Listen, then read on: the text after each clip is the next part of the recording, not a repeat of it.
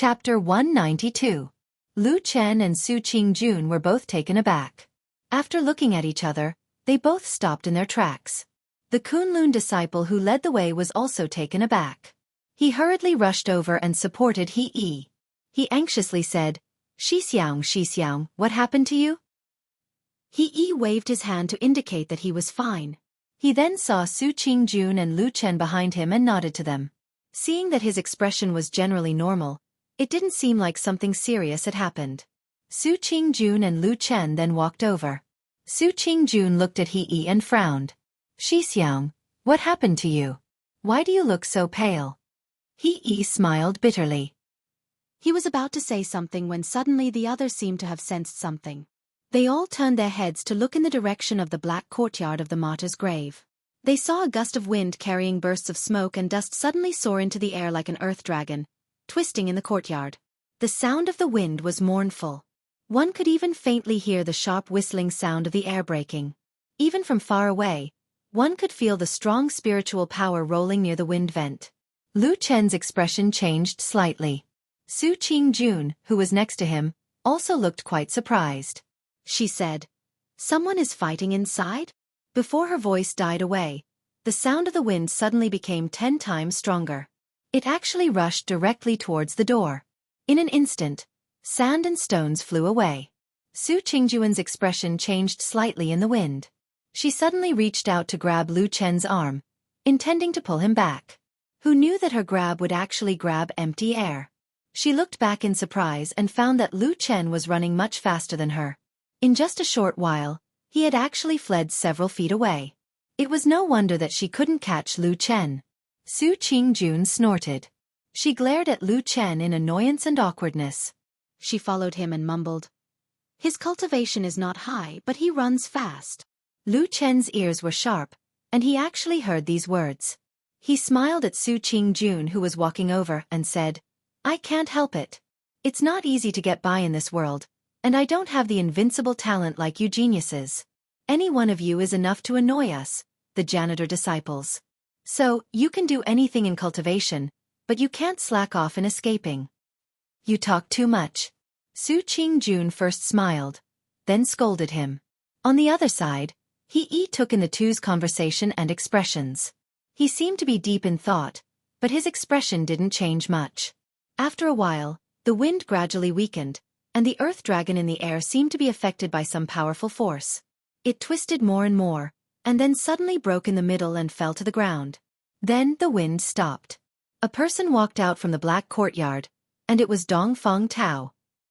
The darkness rolled and rolled behind him, and one could vaguely see another withered and skinny figure. It was the corpse watcher, but he clearly didn't have much interest in the people outside the cemetery. Since this figure had appeared, the people who seemed to have been in a fierce battle just now were naturally Dongfang Tao and the corpse watcher. This discovery shocked Lu Chen and Su Qingjun. It should be known that Dongfang Tao had broken through to the Yuanying realm, and could be considered as another powerful figure in the Kunlun party. But the most surprising thing was the corpse watcher. Although he looked ugly and skinny, like a lonely old man, or like an old man who had been decaying for many years, from the situation just now, this corpse watcher must have used all kinds of strange secret techniques. Compared to a true Yuanying realm master, he did not seem to be at a disadvantage. Of course, why these two people fought, and why they suddenly stopped, was not something Lu Chen and Su Qingjun could guess. Dongfang Tao said something to the corpse watcher, and it seemed that he was a little angry. The corpse watcher also responded with a few words, and it gave off a somewhat strange feeling, which immediately made Dongfang Tao angry again. But even so, in the end, Dongfang Tao actually suppressed his anger and left the back of the dark mountain peak. On Dongfang Tao's way out, He, Su Qingjun, and Lu Chen all lowered their heads and bowed to him. Dongfang Tao did not pay much attention to these young people, and at most nodded at He as a sign of respect. Watching Dongfang Tao swagger off, Lu Chen and Su Qingjun finally reached the edge of the doorway.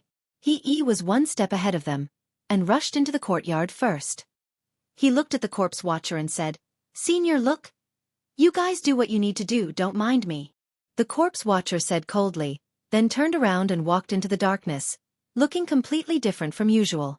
He let out a long sigh, and turned to greet Su Qingjun before chatting idly. Lu Chen listened on the side, as if he did not exist. After some hypocritical pleasantries, Su Qingjun asked He, "Senior brother He, why did you call us over?" He waved his hand and said, "It's not a big deal. It's just that He Chongqing's death was very tragic, and some higher-ups in the sect couldn't stand it, so they gave the order to thoroughly investigate the matter." He paused for a moment, and his smile was a little modest, but also a little depressed, so much so that no one could tell what he was thinking in his heart. "It just so happens that the two of you were in the flowing fragrance garden that day, and were also there when the quarrel happened." Lu Chen and Su Qingjuan's faces suddenly darkened, and Su Qingjun said to He with a dark face, "Senior brother He, you called us over without any evidence. I'm afraid it's a little too much." He's expression did not change, and he said indifferently, "If the two of you have any opinions about me, you can go directly to sect leader Idle Month to complain. Once there's an order, I will naturally stop." This order would not be obtained, and Su Qingjuan's heart was as clear as a mirror. She took a deep breath and said, "If that's the case, if there's anything, senior brother He, you can ask. But before that, I want to go see my good-for-nothing brother. Is that okay?" "I'm afraid that's not very convenient." He directly refused, and then said to Su Qingjun with great respect, "Su Jun, your sister, actually don't have to worry too much. We still have some questions to ask other than Master Su, to see if they are in cahoots with the evildoers of the evil faction." Su Qingjun snorted and said, "Anyway, you called us over. Are you suspecting our identities?" "That won't be the case." He smiled and said, "Even if I suspect anyone, I won't suspect you. But what needs to be done still needs to be done. In view of the fact that there are many evil faction spies in the cultivation world, it's really hard to guard against them. I was a little rude to the two of you, please forgive me." Immediately after, He did not say any more superfluous words, and directly started to interrogate them, and in the middle of it, he even separated the two of them for a period of time. He did not ask many things, but the consecutive questions were somewhat difficult to answer, among which the most crucial one was the night He Chongqing died. Where was the person being interrogated? Originally, 3 members of the Su family were arrested, but after Su Wan and Su Qian explained where they went that day, they were released. Instead, Sumo, who had been hemming and hawing and refused to clearly state where she was that night, was directly detained. He seemed to really do what he said, and did not make things difficult for Su Qingjun, but when facing Lu Chen, he seemed to show another side. He started to interrogate Lu Chen where he was that night. Would there be anyone who could prove it? Lu Chen thought for a while, and realized that he would always be alone, unable to prove others, and unable to prove himself. He immediately became hostile and announced to Su Qingjun, "I'm going to keep this person for now and interrogate him."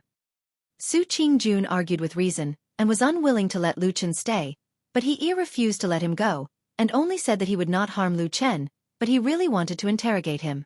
Until now, Sumo had not finished asking, so she did not let him go. Of course, Lu Chen was also unwilling to stay, but seeing that He was determined, he gave Su Qingjun a look, signaling her to calm down. With the advice from her master, Masato Kahara, Su Qingjun knew the vast and profound background behind this matter, and naturally felt a bit of respect. And Lu Chen was often away. Who would really care about this? And the real reason why Lu Chen agreed to stay was actually because he was curious about this grave, the mysterious corpse watcher, and those dead people.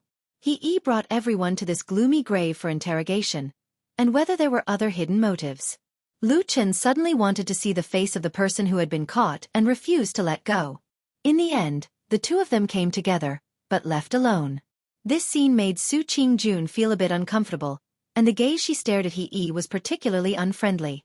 He smiled bitterly, and did not explain much, and sent Su Qingjun away. In fact, if it was possible, he also wanted Su Qingjun to stay, but in this way, most people on Taiji's side would speak up, and the Su family would be completely enraged, and they might do anything. That kind of chaos was not what He wanted, nor was it what Immortal Idle Month and his master, Dukan Zhenren, wanted. Lu Chen was brought to a dark room. In this gloomy place, because of this place's special purpose, even the room looked particularly scary. According to He was tired today, and asked Lu Chen to rest first and talk tomorrow. Lu Chen did not refute, and silently accepted He's words. Until he was in this dark room, and when he began to try to see and explore the surroundings, he suddenly heard a weak and painful voice from the corner of the room, containing fear. "Save me, save me, save me!" Lu Chen immediately stopped, and turned to look at the place where the voice came from. After a moment, he suddenly walked a few steps in that direction, and came to a corner. Then, he squatted down and looked at the figure who was huddled up in the corner. He sighed and said, "Young Master Su, how are you?" Chapter 193. To tell the truth, Lu Chen did not expect that he would be able to see Sumo so quickly and smoothly. Originally he thought that Sumo, as the only suspect and detained suspect, would at least be locked up in some secret place and strictly guarded. Who knew that he would actually appear to be somewhat careless and directly lock the two of them together. This action was not normal, or it should be said that it was not normal at all. Whether Sumo was the evil sect spy or not had not been determined. Casually locked up with other people, wouldn't it be dangerous? Also, that day when Su Qingjun returned to the Su family and made a big fuss, Lu Chen was tormented and seriously injured by Sumo and the rest. These things were not difficult to find out. Lu Chen did not believe that a scheming person like He would not know about it. And now that he was locked up with Sumo, there seemed to be some meaning in it. These thoughts flashed through Lu Chen's mind like a spark, but there was not much change in his expression. Only looking at the man who was hiding in the corner in the dark room and moaning for help, he could vaguely see that he was the once arrogant Sumo. Lu Chen greeted Sumo, but Sumo did not respond to him. Her mouth was still muttering those two simple words. Lu Chen frowned, squatted down in front of him and saw clearly that Sumo had shrunk into a ball, buried her head on her knees, her hands behind her head, as if she was very afraid. "Save me! Save me! Sister, save me!" Sumo was still speaking intermittently in a low voice. Her voice seemed to be trembling. Instead she did not respond to Lu Chen, who was very close at hand. Lu Chen reached out and gently patted Sumo's shoulder. Sumo's body shrank a little, but it seemed to be an instinctive reaction. There was no other movement. This situation seemed a little strange. Lu Chen stared at Sumo and did not speak. He fell into deep thought. After a while, he suddenly stood up and looked around. This was a dark room. Most of the rooms in the martyr's tomb were like this. Because it was too dark, it was sometimes hard to tell how big the room was. And in this room, there was a place where the darkness was especially thick, right against the wall of the room. Lu Chen stared at the thick darkness, then looked at his surroundings. After a while, the corners of his mouth suddenly curled up. He sneered, and there seemed to be a hint of ridicule in his smile. By the time Su Qingjun returned to Flying Goose Terrace alone, the sky had already darkened. She was in a bad mood. All kinds of dark and strange scenes kept appearing in front of her eyes. She was a little worried, even more worried than before. She was worried about her brother, Sumo, and also worried about Lu Chen.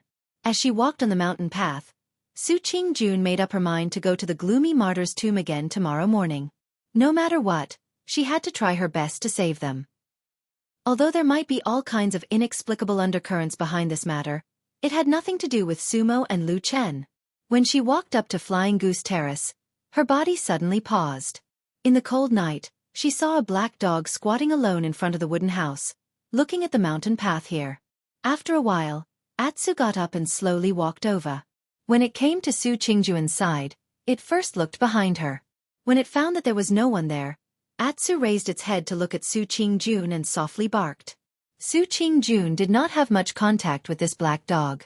Because Lu Chen insisted on bringing Atsu with him, she did not mind and let Atsu live on Flying Goose Terrace, and they only met a few times.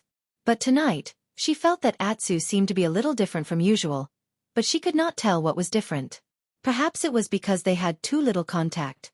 Su Qingjun sighed and said to Atsu, "Are you waiting for Lu Chen, Atsu?" Atsu looked at her and wagged its tail. Because it was injured, it only had one eye and half of its tail left. When it wagged its tail, it looked a little funny.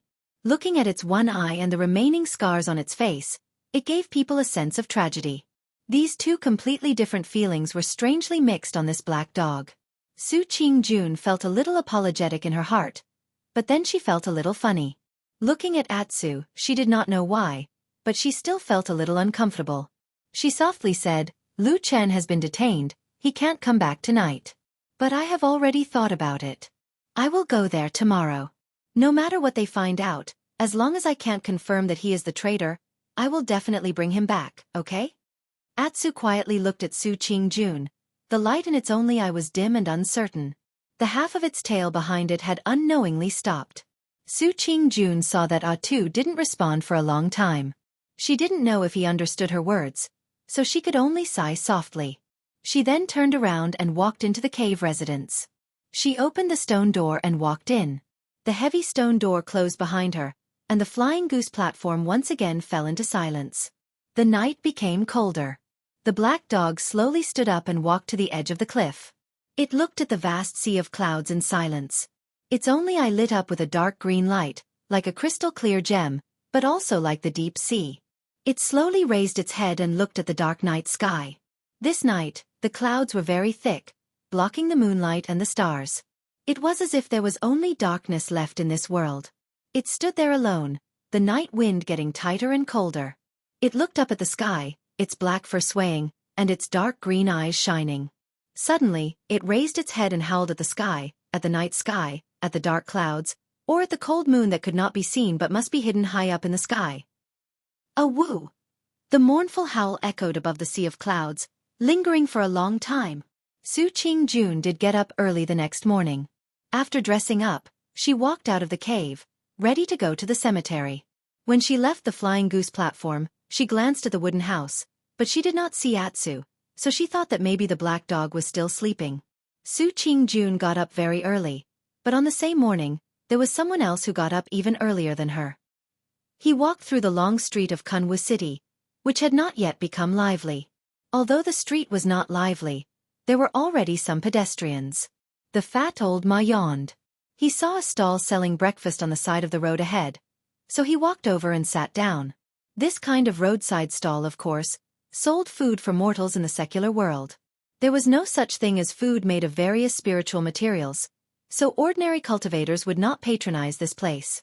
However, old Ma was obviously more like a mortal. He casually sat down, ordered some steaming hot breakfast and hot porridge, and ate them in big mouthfuls. His forehead was slightly sweaty, and it was only then that he seemed to heave a sigh of relief, looking a bit more comfortable. "It's so cold tonight," he said with some emotion. He then turned his head to the north and glanced at the majestic Kunlun mountain range. Even the tall city walls of Kunwu City couldn't block the rise and fall of the majestic mountain range. Old Ma pursed his lips and said to himself, "I've done what I should. You better not bother me. Let's see what you do next." He was in a daze for a while. Then he called the stall owner to pay the bill. The stall owner was an old man, so he came over to settle the bill. When he turned around to leave, he suddenly saw Old Ma's hand, so he reminded Old Ma, "Sir, your hand is bleeding." Old Ma looked down and saw some blood between the fingers of his left hand. He immediately smiled and said to the stall owner, "Ah, I didn't expect to cut my hand. Thank you, boss. I'll go bandage it later." The old man chuckled, put away the bowls and chopsticks, and walked away. Old Ma stood up and walked back to the street. As he walked, he calmly wiped his left hand under his sleeve. That trace of blood was wiped on it. Then it disappeared from his hand. He happily and contentedly walked forward, just like an ordinary person. At this time, the street gradually became lively and more people appeared. No one noticed a fat man with bloodstains on his hand gradually walked into the crowd and disappeared. He did not sleep well that night. The energy in the righteous grave was too heavy. It was really not suitable for ordinary people to live in. Even for a foundation establishment realm cultivator like him, living here for a long time would also feel uncomfortable. If one lived in this kind of shady place for a long time, perhaps even one's temperament would become strange, just like that corpse watcher. He was actually curious about the corpse watcher. This skinny and shriveled old man was mysterious and obviously powerful. He also seemed to have some unexplainable grudges with the newly promoted Yuanying Zhenren, Dongfeng Tao, which made him even more unfathomable. But right now, these were not the things that he was most concerned about. He was recommended by Dukan Zhenren to sect leader Idle Month Zhenren. He was wholeheartedly pursuing that evil faction spy murder case. However, this matter had been dragged on for a long time. He was actually feeling a great deal of pressure. And because of this, he had no choice but to gradually turn his methods more intense. It was already too late to use the previous gentle and tactful methods. Teacher and sect leader Reverend, they could not continue to indulge like that. He felt wronged. This evil faction spy's methods were ruthless but unusually cautious. Even with his very familiar experience with the evil faction, after so long, he still could not find any reliable clues. But in his heart, he did not blame those two teachers. Without them, he would still be in closed-door training and reflecting on his mistakes. Without them, he would not have been able to come out and do things so early. He even felt a little ashamed and felt that he had let down his teacher and sect leader Reverend. So, today, he felt that the reason why he could not calm down last night was because he did not do a good job.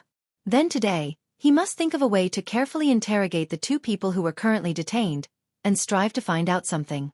If there were any results, based on this merit, he would definitely be able to let his younger brother, Gang, return to the Kunlun party. When he thought of this, his somewhat heavy heart lightened up a lot. When he strode out of the room, he probably thought of his younger brother. The corners of his mouth carried a trace of a smile. But the moment he walked to the courtyard, he was suddenly stunned. On the grave's black main entrance, the room door was opened, but he did not know when, but there was a black dog standing outside. The black dog was staring at him. Chapter 194. Of course, he had never seen one before. Or rather, even if he had, he would not have cared about such an ordinary black dog. However, when he saw the black dog, he was still slightly shocked. He was curious as to why a dog would appear in such a shadowy place where all living creatures and creatures avoided it. He was also surprised at the mutilations and scars on the black dog's body. This was a dog that had clearly been severely injured. Not only was it covered in scars, its one eye and half a tail made it even uglier and more frightening. He was also a normal person. When he first saw the black dog, he frowned and his eyes were filled with disgust. However, very soon, He's gaze changed slightly and his expression softened. This change was not because he had suddenly become kind and compassionate, but because he had suddenly thought of his younger brother, Gang. Because he had been surrounded by a pack of black jackals in the disorientated lands, Gang had been severely injured and disfigured. Now, after a series of twists and turns, he did not look like a human or a ghost. As his older brother, his heart ached for him. For some reason, when he saw this black dog, he suddenly thought of Gang and felt an inexplicable sense of compassion. So, he did not immediately chase the black dog away. Instead, he stood and watched for a while before walking over. The black dog looked at his figure in silence and did not move. It did not retreat, nor did it hide.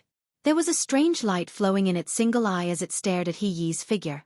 He walked to the door and glanced at the black dog, then looked outside the door to confirm that there was no one outside. It seemed that no one had deliberately brought this dog here. However, this made it even more strange. After staying in the righteous grave for several days, He had long noticed that the Qi in this place was extremely strong. It was the enemy of almost all living creatures. In this righteous grave, there was not even a mouse or a cockroach, let alone wild beasts or birds. Could it be that because this dog was black, it was not afraid of this pitch-black righteous grave? This ridiculous thought flashed through He's mind. Even he himself felt bored, but he still had a good impression of this black dog. He waved his hand at the black dog and said, "This is not a place for you. Leave quickly." As he spoke, he made a gesture to drive it away. The black dog took 2 steps back. Although it was still staring at He, perhaps because He did not show too much hostility before, and even had a little bit of gentleness to it, the black dog did not react too aggressively to He. It glanced at the courtyard of the righteous grave and seemed a little hesitant. The darkness and the strange atmosphere inside made it very uncomfortable and it did not want to go in. So, after a moment of hesitation, the black dog retreated more than 10 feet away and found a large tree to lie down, as if it was waiting for something. He glanced over there and shook his head. He was too lazy to care about it. He couldn't even take care of the person, so who would have the time to care about the dog? He turned and walked into the depths of the courtyard. The door to the room where Sumo and Lu Chen, who had just arrived yesterday, was still locked. In the darkness on the other side, the corpse walked out of the shadows like a ghost. He nodded at him and looked at the tightly shut door again. There was a hint of worry on his face as he asked the corpse, "Senior, will they be all right?" The corpse's face was haggard and his expression seemed to always be as rigid as ever. After hearing He's question, he only replied faintly, "They won't die." He shook his head and seemed to smile bitterly. He then sighed and asked, "Did you find anything?" The corpse replied, "Under the influence of the mind-manipulating spell, their souls were agitated and injured, causing them to fall into a terrifying illusion. Their words are definitely true, so it shouldn't be them. He was silent. Seeing that the corpse ignored him, he casually waved in the direction of the door. A cold wind suddenly rose and swept across the courtyard. The door on the other side suddenly opened with a squeak. He frowned and walked into the room. After a while, he dragged 2 people out, 1 in each hand, and placed them on the ground. The 2 people were, of course, Sumo and Lu Chen. Between the two, Lu Chen's face was ashen and his eyes were lifeless. He sat on the ground with a blank gaze, unable to even focus on He and the corpse. Occasionally, he would mutter a few words in a low voice, but it was unclear what he was saying. As for Sumo, his condition was even worse than Lu Chen. Probably because he had stayed here for a longer period of time. His entire person looked like an idiot, drooling and his eyes slanted. He looked completely different from that young master from before. He took a glance at Lu Chen and then most of his attention was still on Sumo. After watching for a long while, he suddenly stood up and said to the corpse, "Senior, this time many thanks for your help. But I think this matter should end here.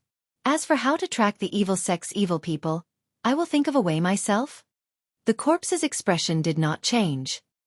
He only glanced at him and coldly said, "I owe you a little favor, that's why I helped you. Since you don't need it, naturally I won't care anymore." He sighed and said, "The main thing is that Senior's mind-manipulating spell is really too overbearing. I'm afraid if this goes on, these 2 people's minds will be completely destroyed. That odd job disciple doesn't matter, but Sumo is after all a person with a family background. It's not good to mess around." "As you wish.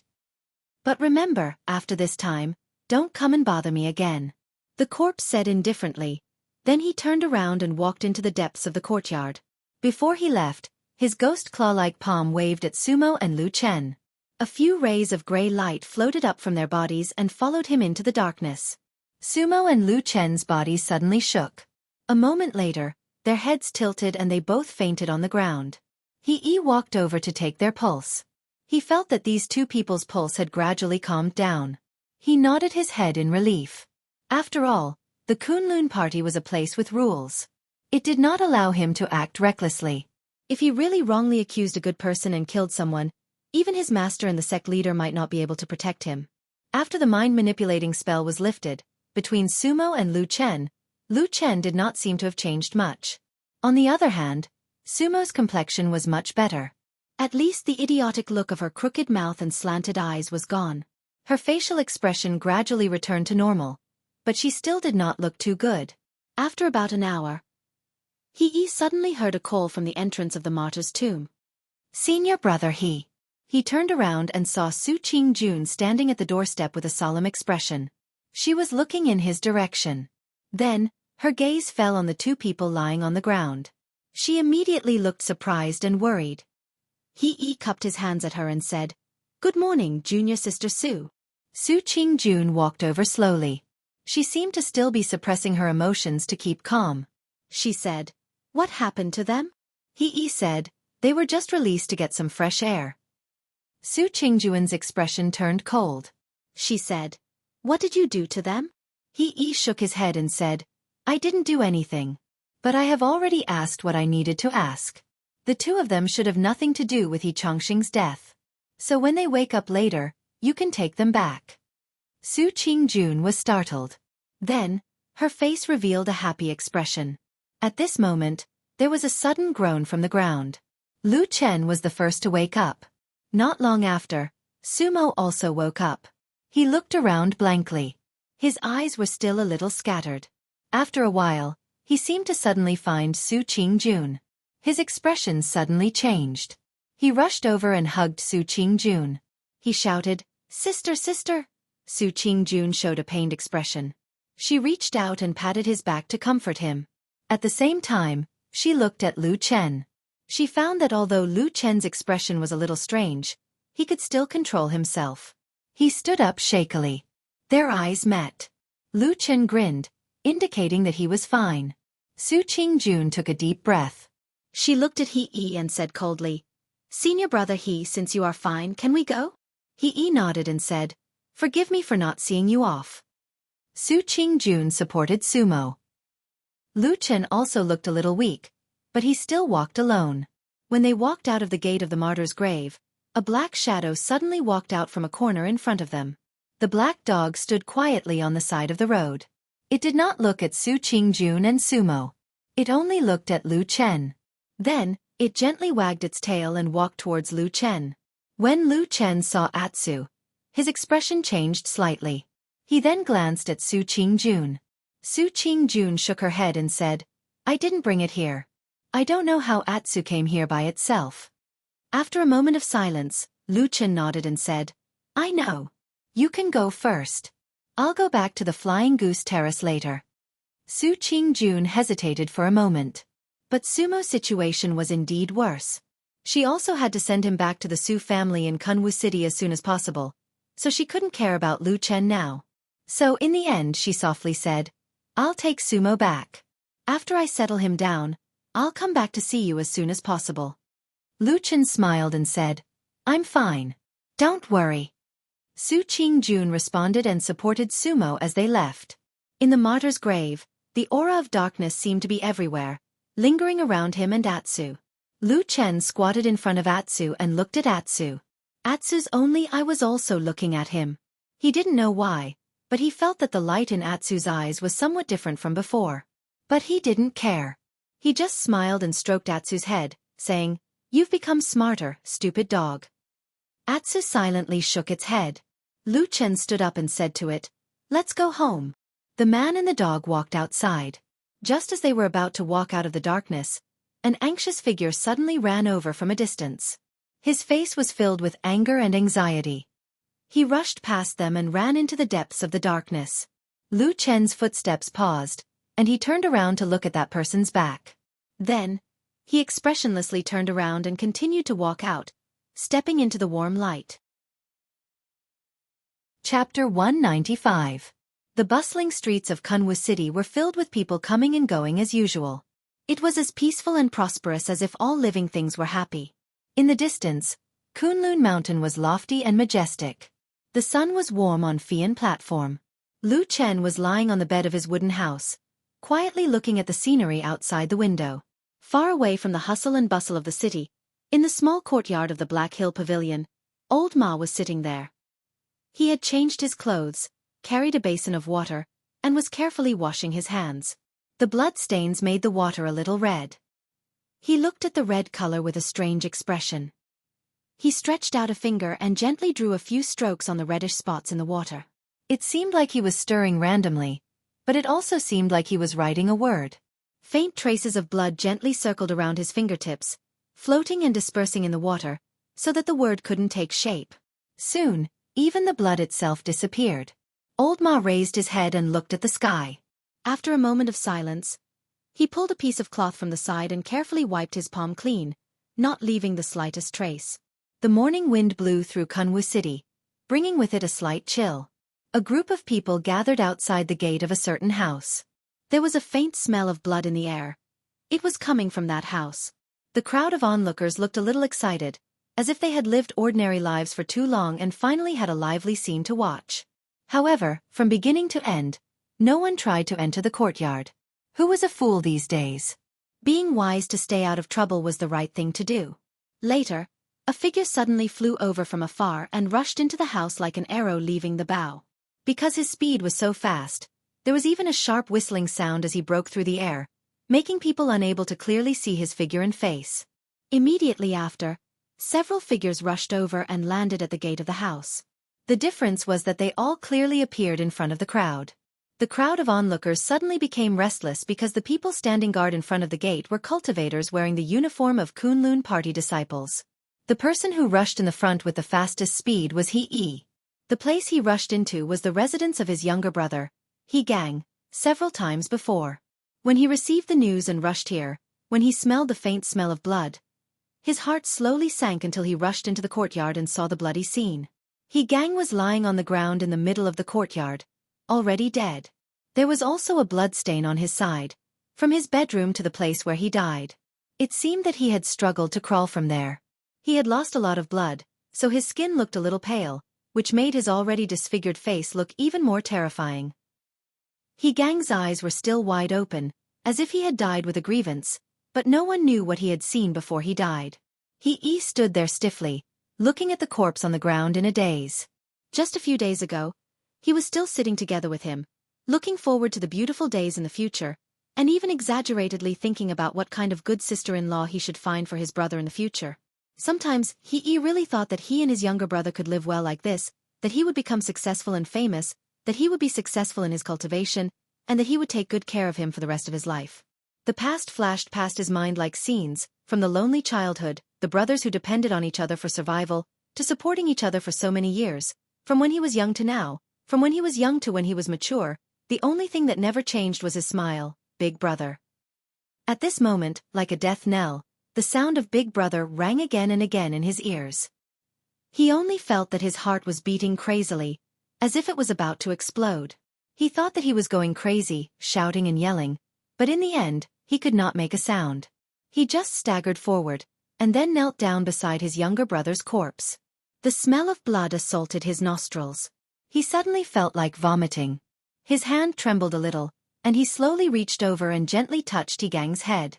His younger brother's head shook slightly, but there was no reaction. Where he touched it, his fingertips felt a trace of coldness that seemed to seep into his bones. He clenched his teeth, his mouth silently contorting for a moment. Then he lowered his head, his entire body tensed up and trembled. He forcefully swallowed all the anger and pain. He's dead, he's dead, he's dead. There was a bitter smile on his face, but there were no tears, only desolation. Then, he gently used his hand to wipe his younger brother's eyes, wanting him to at least rest in peace, but after trying a few times, he found that the eyes could not close. He slowly retracted his hand. "All right," he said softly, "just open your eyes. Big Brother promises you, I will help you get revenge." Gang's face did not change. The matter of having a spirit after death seemed to be just a legend after all. He lowered his head, and was silent for a very long time. Then, he quietly began to help his younger brother tidy up his body, smoothing his clothes, and straightening his body. Then, he found that Gang had a hand under his body. He tried to pull his hand out, but when he flipped over Gang's body halfway, his body suddenly trembled, and his movements abruptly stopped. After a moment, he relaxed his movements, lightly pulling Gang's body to the side, revealing the piece of ground he was originally pressing down on. One of Gang's hands was still there, his finger stained with dark red blood, using blood to write a crooked and terrifying character on the ground. Su!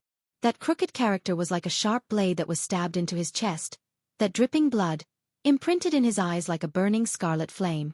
He stared at that character, the muscles at the corners of his eyes twitching slightly. At this time, the sound of footsteps came from behind him. It was the junior brothers that he brought with him walking in. He seemed to want to say something, but he quickly closed his mouth. A trace of a desolate smile appeared at the corners of his mouth, and then it quickly disappeared. His face became gloomy, and in the end, indifferent. He stood up, and with a step, he stepped on that character.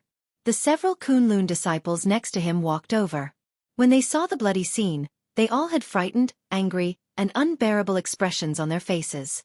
One after another, they came up to comfort He slowly nodded, and without saying anything else, he only said in a soft voice, "Thank you, junior brothers, for helping me."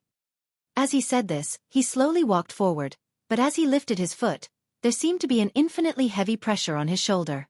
When he took a step forward, a dazzling trail of blood appeared under his foot, and it was a bloody mess. Some people helped him to the side to rest, while others sighed and prepared to clean up the mess. In the middle of it all, they glanced at the ground. In the middle of it, there was nothing but fresh blood on the ground. Only when the sun shone down, it illuminated the bloody and tragic shadow. There were still 13 days until the next full moon night. There was some turmoil in the Kunlun party, and it was about He. His only relative, his younger brother Gang, was suddenly killed in Kunwu City, and his body was thrown in the courtyard. When the news came, He was so grieved that he almost couldn't do anything, so the murder case of Xianxia, which caused a lot of trouble, suddenly quieted down. Dukan Junren, who cherished his disciple, once again summoned He back in the name of closed-door meditation. He went to the sect master, Reverend Idle Month, to ask for forgiveness, and took all the responsibility. But Reverend Idle Month was also open-minded and didn't really pursue the matter. In any case, they were all from the same sect. If someone was to blame, they could only blame the devil cult's evil man for being too treacherous and cunning. It was just that in the sect, everyone seemed to hate the devil cult to the bone and felt indignant about the injustice. But in private, there were some whispers that couldn't be brought to the surface. Gang didn't die earlier or later, but he died when he was investigating the murder case on a large scale, and he died after he detained the Su family? The water was deep. Many people said so, with a meaningful smile on their faces. The Su family, on the other hand, remained silent. Originally, when they brought Sumo back, they were indignant and wanted to fight back and take revenge. But suddenly, overnight, all the Su family were directly locked up at home by Su Tianhe, and were not allowed to go out easily. The atmosphere in the Kunlun party was a little strange, but in any case, things that didn't come out publicly, everyone could pretend that it didn't happen. Life still had to go on. When the moon at night began to slowly become full from the smallest crescent, Lu Chen also went out several times in the middle of the night, hoping to encounter the strange three-eyed bug again, but he didn't find anything. That night really seemed like a dream. Everything seemed to be the same as before, nothing had changed. Until one night, he suddenly saw Atsu lying on the windowsill, suddenly raised his head, and howled at the dark sky, and heard that mournful long cry. Lu Chen suddenly sat up.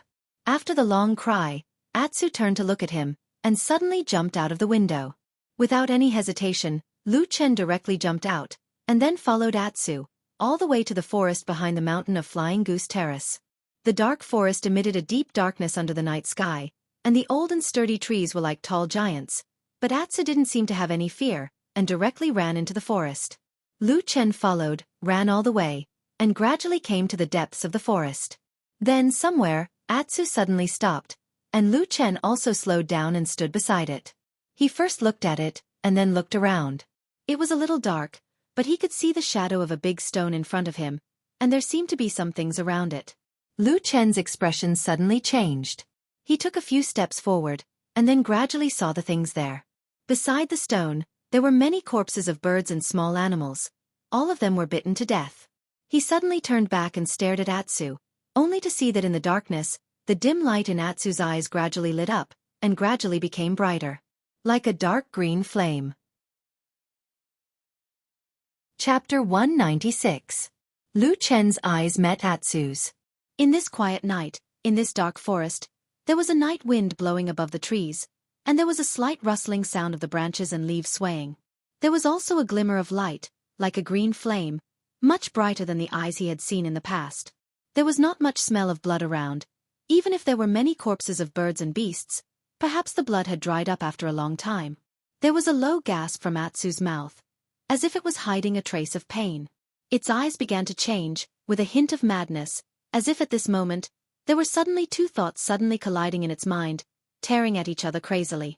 The green light also became unstable, sometimes bright, sometimes weak, like a candle flame swaying in the wind.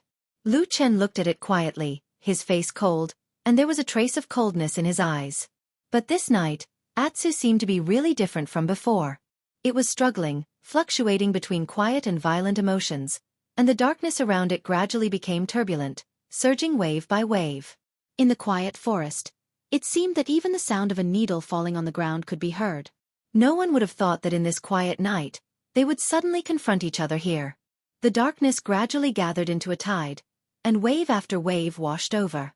The green flame in Atsu's eyes became brighter and brighter, as if it was going to explode in the next moment.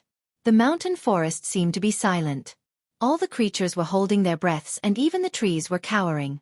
Only in the depths of the darkness, in a ghostly place, there seemed to be a demonic gaze staring at this place, revealing a look of excitement. Suddenly, Lu Chen suddenly turned around, and without any warning, rushed into the darkness on the other side of the forest. Atsu, who was squatting and growling in a low voice, suddenly raised its head, and the green light in its eyes flickered, as if it was a little shocked at this moment. In the darkness, it was as silent as the sea, but after a moment, the darkness suddenly burst like a raging wave, and suddenly scattered. Low roars and sharp whistles mixed together, and all kinds of strange sounds with a creepy aura burst out. Even Atsu subconsciously took 2 steps back, and at the same time, it seemed that its attention was diverted, and the green flame in its eyes slowly dimmed. Bang! Someone groaned in pain in the darkness. 2 figures were thrown out together, but they did not separate in midair. Instead, they were still fighting, and the various moves they used were all extremely vicious and merciless. Every move was fatal, and every move was bloody. The figures descended from the sky. One of them was Lu Chen. At this moment, black light flashed in his eyes, and his aura was completely unleashed. It was filled with a chilling killing intent. The normally harmless errand disciple was nowhere to be found. Right now, he was clearly a cold-blooded killer. And opposite him was a petite figure, who clearly had an unearthly beautiful face, but the ruthlessness of her attacks was like the most terrible evil spirit. It was White Lotus. The battle between these two people was practically a repeat of the last time. They didn't possess any of the dignity and grace of cultivators, and all they utilized were ruthless, sinister, and ferocious methods. They stopped at nothing for the sake of killing each other as soon as possible. Blood instantly flew, and drops of blood stained the white and beautiful face of White Lotus, like the red dew on the beautiful flower petals in the morning, and it was shocking. When she fell, she had already scratched Lu Chen's chest, and her white fingertips instantly whistled up with wind and snow, and in just a moment, she had already pierced Lu Chen's chest. However, the wind and snow only stopped here, because almost at the same time, a hand rushed out from the darkness like an evil spirit, and had already grabbed White Lotus's slender neck. Lu Chen was like a roaring evil spirit, wildly rushing up, and White Lotus moaned in pain. Her fingers trembled, and the ice and snow exploded on Lu Chen's chest, and the countless fragments of ice crystals all turned the color of blood. Lu Chen let out a low roar, and his face twisted, as if his whole body had fallen into an ice cellar. But at this moment, it seemed that all the blood in his body was cold, and he was isolated from all the pain, ignoring it.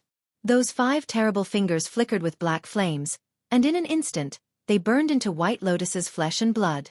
White Lotus screamed, and her whole body was grabbed by the neck by Lu Chen, and with a loud bang, her body heavily hit the trunk of a large tree.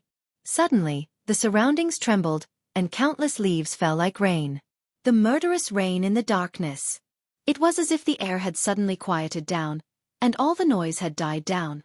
Gradually, the sound of falling leaves could be heard, as well as Lu Chen's slightly pained panting, and White Lotus's already twisted breathing.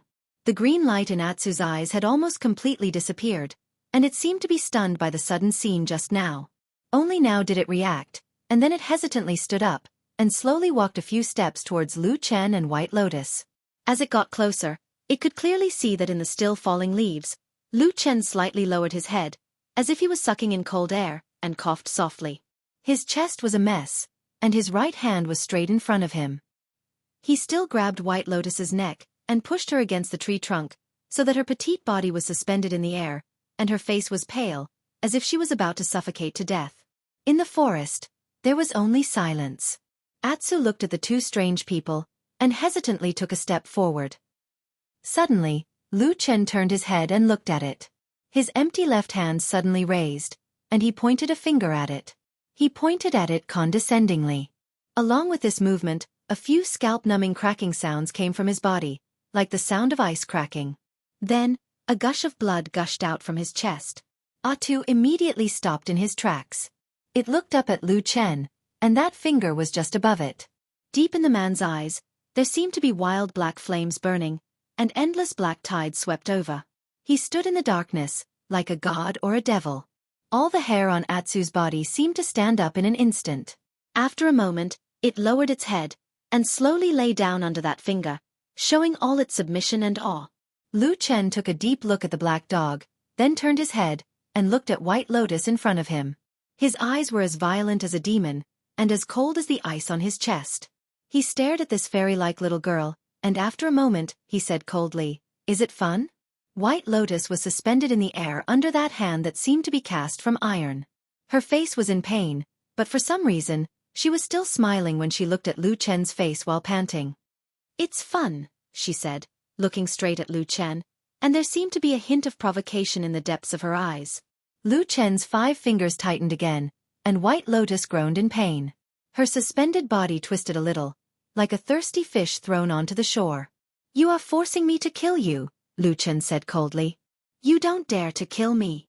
Almost immediately after his words, White Lotus immediately responded. Then her legs kicked a few more times, as if she was finally unable to breathe, and her body began to soften. Lu Chen silently looked at this strange girl who seemed to be a mix of light and darkness, beautiful and fierce angel and demon. After a while, he suddenly let go of his hand. White Lotus let out a soft cry, and her whole body fell down. After falling to the ground, she covered her neck with both hands, and began to desperately gasp for breath. After a while, she finally calmed down. Lu Chen looked at her quietly, then sighed, and said, "You are right, I don't dare to kill you." The darkness in the forest at this time had gradually calmed down, no longer surging like the tide, nor was there that kind of fierceness. Instead, there was a hint of quiet gentleness. Lu Chen walked to the side of Atsu, and very naturally sat down on the ground next to it. At this moment, all the different aura on his body had disappeared, and he seemed to have changed back to the usual gentle and useless odd-job disciple. However, Atsu seemed to be more familiar with Lu Chen's aura. It gently leaned over, using its head to rub against Lu Chen's thigh, and then nestled beside him, just like before, intimately, as if nothing had happened. On the other side, White Lotus also walked over after resting for a while. After that life-and-death battle, she seemed to suddenly forget everything, just like Atsu, as if nothing had happened, and naturally sat opposite Lu Chen and Atsu. The atmosphere was a little vaguely strange. Lu Chen raised his head to look at her and said, "I thought we had already made it clear before." White Lotus said, "What do you mean?" Lu Chen said, "Well, water does not interfere with the river water. As long as we stay away from each other, we will be safe." White Lotus thought for a moment, and said, "I originally thought so, until I saw Atsu again." Atsu raised its head to look at her from Lu Chen's side. Lu Chen stretched out his hand to press its head, and touched the fur on its head and said, "Hmm." White Lotus stared at him, as if trying to find some clues from Lu Chen's face, and said, "This dog has the aura of the blood food secret method." Lu Chen shook his head and flatly said, "There is no such thing." White Lotus sneered, "You think you can dismiss me with this sentence? I will not be wrong." Lu Chen was silent for a moment, and suddenly said, "Don't forget that the world is big, and there is not only one blood food secret method. There may be other magical powers that you don't know. And even if it is the blood food secret method, it is not unique to you. On what basis do you make wild guesses?" White Lotus said, "Of course I know this. In fact, even if this dog really has the blood food secret method, it doesn't matter to me. But the most important thing is that this dog did not go crazy or die after being used the blood food secret method." She sneered and looked at Lu Chen and said, "Don't tell me you don't know what this means?" Lu Chen gently touched Atsu's head, but fell silent, and did not say a word for a long time. Chapter 197. In the end, nothing happened that night. Lu Chen and White Lotus parted ways in the dark forest. They went their own ways and went their separate ways. When the beautiful girl disappeared into the forest like a ghost, Lu Chen brought Atsu to Flying Goose platform and returned to his wooden house. Late at night, the clouds parted and the moon appeared. A faint ray of moonlight shone on the windowsill and shone on Lu Chen and Atsu. Atsu looked up at the sky. The crescent moon was like a hook, while Lu Chen stared at Atsu. After a while, he stretched out his hand and gently touched Atsu's back. Atsu turned its head and glanced at him. Lu Chen frowned slightly. After a while he suddenly said, "You can't stay on this Kunlun mountain anymore." Atsu's only eye flickered. Lu Chen's hand gently stroked Atsu's body. Its fur was soft and smooth like black satin. However, under this smoothness, there were pieces of bulging flesh and bones. There was blood that flowed extremely fast, and there was the sound of a strong beating heart. It was an unfamiliar power that was slowly gathering in this black dog's body. One day in the future, it would finally burst out. "I didn't expect you to become like this." Lu Chen gently touched Atsu and whispered, "I just wanted to save your life at that time, but there was really no other way." White Lotus, that little girl, always thought that what you had was the blood-feeding secret method. In fact, that was not the case at all. What I used that day was the devil cult's reincarnation formation, and the blood soul crystal fragments that I condensed with my evil method. At that time, I only thought of prolonging your life. But I didn't expect that you could actually absorb the blood soul crystal fragments and activate all the potential of your bloodline. This result is almost exactly the same as the blood-feeding secret art, so she's mistaken. Lu Chen smiled and said, "Atsu, I think your father, whom you have never met, must be an extremely powerful demonic beast. That's why he could give you such a strong bloodline." Atsu leaned forward. It wasn't clear if it understood Lu Chen's words, but it didn't say a word from beginning to end. Lu Chen didn't mind. He raised his head and looked out the window, looking at the moon high up in the sky. After a while he said softly, "You can only stay for another 10 days at most. When the night of the full moon arrives, you won't be able to endure it anymore.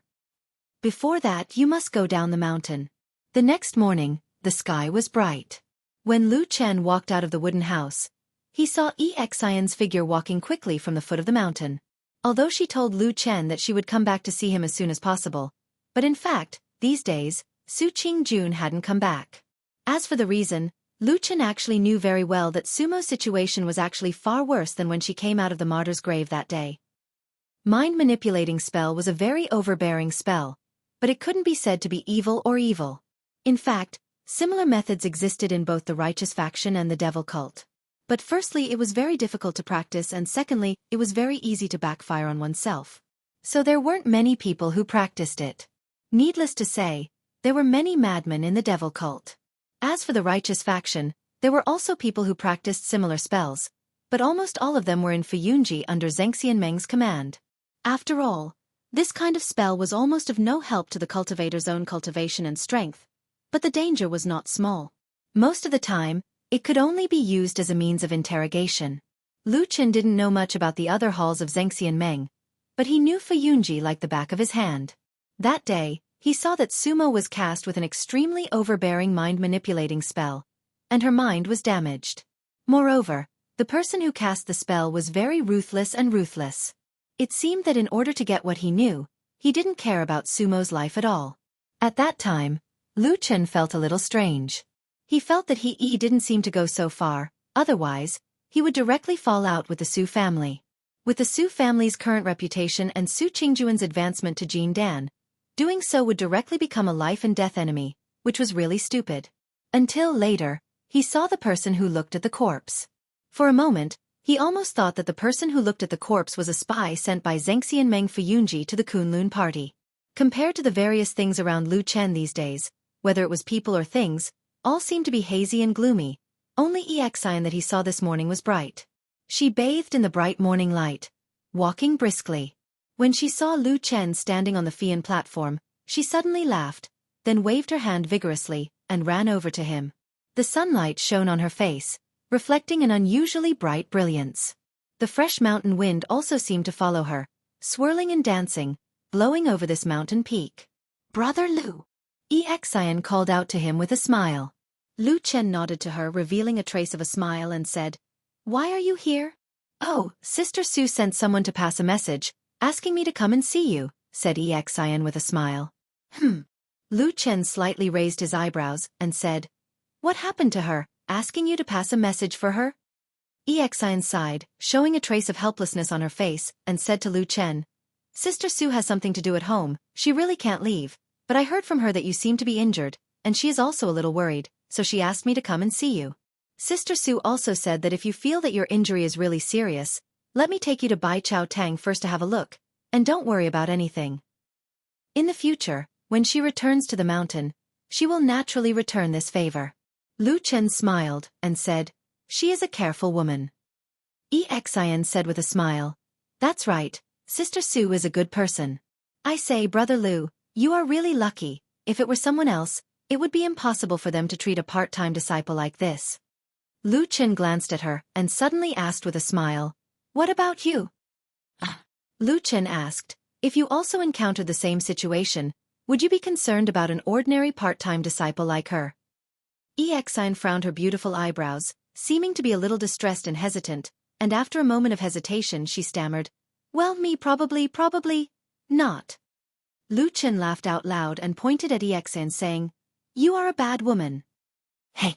Xian suddenly became a little angry, and glared at Lu Chen, shouting, "Why do you ask me these things for no reason?"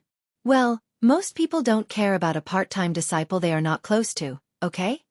Lu Chen shrugged, and said, "It's over. It seems that if something really happens to me in the future, I can't count on you." Xian's cheeks blushed, but she shook her head and said, "That won't happen, Brother Lu. You are different from others. I will definitely take care of you." Lu Chen was a little surprised, and looked at Xian, and said with a smile, "Really?" Xian nodded and said, "Really? You are alone. If you are really beaten to death, won't it be very miserable? And you used to be very good to me. In the future when I have the ability, I will definitely take care of you, don't worry." Lu Chen saw that she was particularly serious, and only felt that it was interesting, and his heart was inexplicably touched. But soon he still smiled and interrupted and said, Okay, then from today on, I will say that you are a good woman." Xian looked at her with a mixture of annoyance and joy, then looked around and asked, "Where's Atu?" Lu Chen turned back and whistled. After a while, a black shadow sprang out from the mountain forest behind Flying Goose Terrace, and it was Black Dog. Seeing Xian standing beside Lu Chen from afar, Atsu immediately shook its head and wagged its tail, and quickly ran over. Xian also let out a crisp laughter, and greeted it with a chuckle. On the way she hugged Atsu who was rushing over, and hugged it in her arms. "Woof, woof, woof, woof, woof, woof," Atsu barked repeatedly, looking very excited and happy, probably because it had not seen Xian for a while. On this mountain of Kunlun, the people who could really make it feel close to, and the people who could completely let down its guard, were only Lu Chen and Xian in front of it. Xian was also very happy. She hugged Atsu, and then pressed her hands hard on its back and head, as if she wanted to double what she had not seen in these days. She laughed, and suddenly screamed. It turned out that Atsu was too excited, and kept jumping, and accidentally crushed Xian. Xian patted Atu's head. Although Atu's current appearance was extremely ferocious and hideous, in her eyes, he was no different from the black puppy from back then. She even laughed and shouted, "Oh, stinky Atsu, why are you so heavy now? How many kilograms have you gained?" "Woof woof woof woof." Atsu kept rubbing against her, and its tail was also wagging wildly, as if it was venting the joy in its heart. After a while, the person and the dog calmed down a little. Xian smiled and patted Atsu's head, then turned to Lu Chen and said with a smile, "Brother Lu, do you think Atsu has grown a lot?" "Grown up?" Lu Chen was a little surprised, but after hearing what she said, he took a closer look and really felt that Atsu seemed to have grown a lot. Then he seemed to think of something, and his face became slightly solemn, but soon returned to normal. He smiled and said, "It should be. This stupid dog doesn't know anything. It only thinks about eating." After a while, Xian finally came over and said to Lu Chen, "Brother Lu, are you really okay now?" Lu Chen said, "Yes, I'm fine. Don't worry." "Oh, I'll tell Sister Sue about it," Xian said with a smile. Lu Chen looked at Xian and suddenly thought of something else. Back in the dark grave, Xian's master, Dongfeng Tao, suddenly appeared there, and seemed to have a fierce fight with the mysterious corpse watcher. His eyes flickered slightly, and he asked Xian, "Oh right, you always ask me, how have you been recently?" Xian said, "Pretty good." Lu Chen smiled and said, "What about your master? Did he teach you any amazing skills recently?"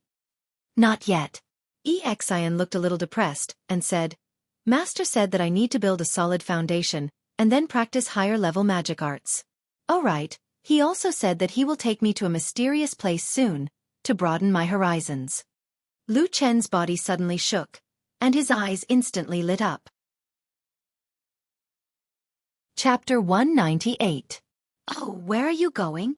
Lu Chen asked Xian. Xian shook her head and said, "Master didn't say. He only said that I've never been there before.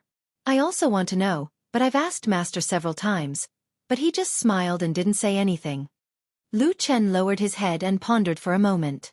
Then his gaze slowly softened, and he smiled somewhat self-deprecatingly. He thought that he had been a shadow for a long time, and stayed in the dark for a long time. It seemed that his whole person had become a little strange. Dongfeng Tao had just casually said a few words to his female disciple. Perhaps he really wanted to take Xian to broaden her horizons, but when he heard it, he felt that there was something wrong.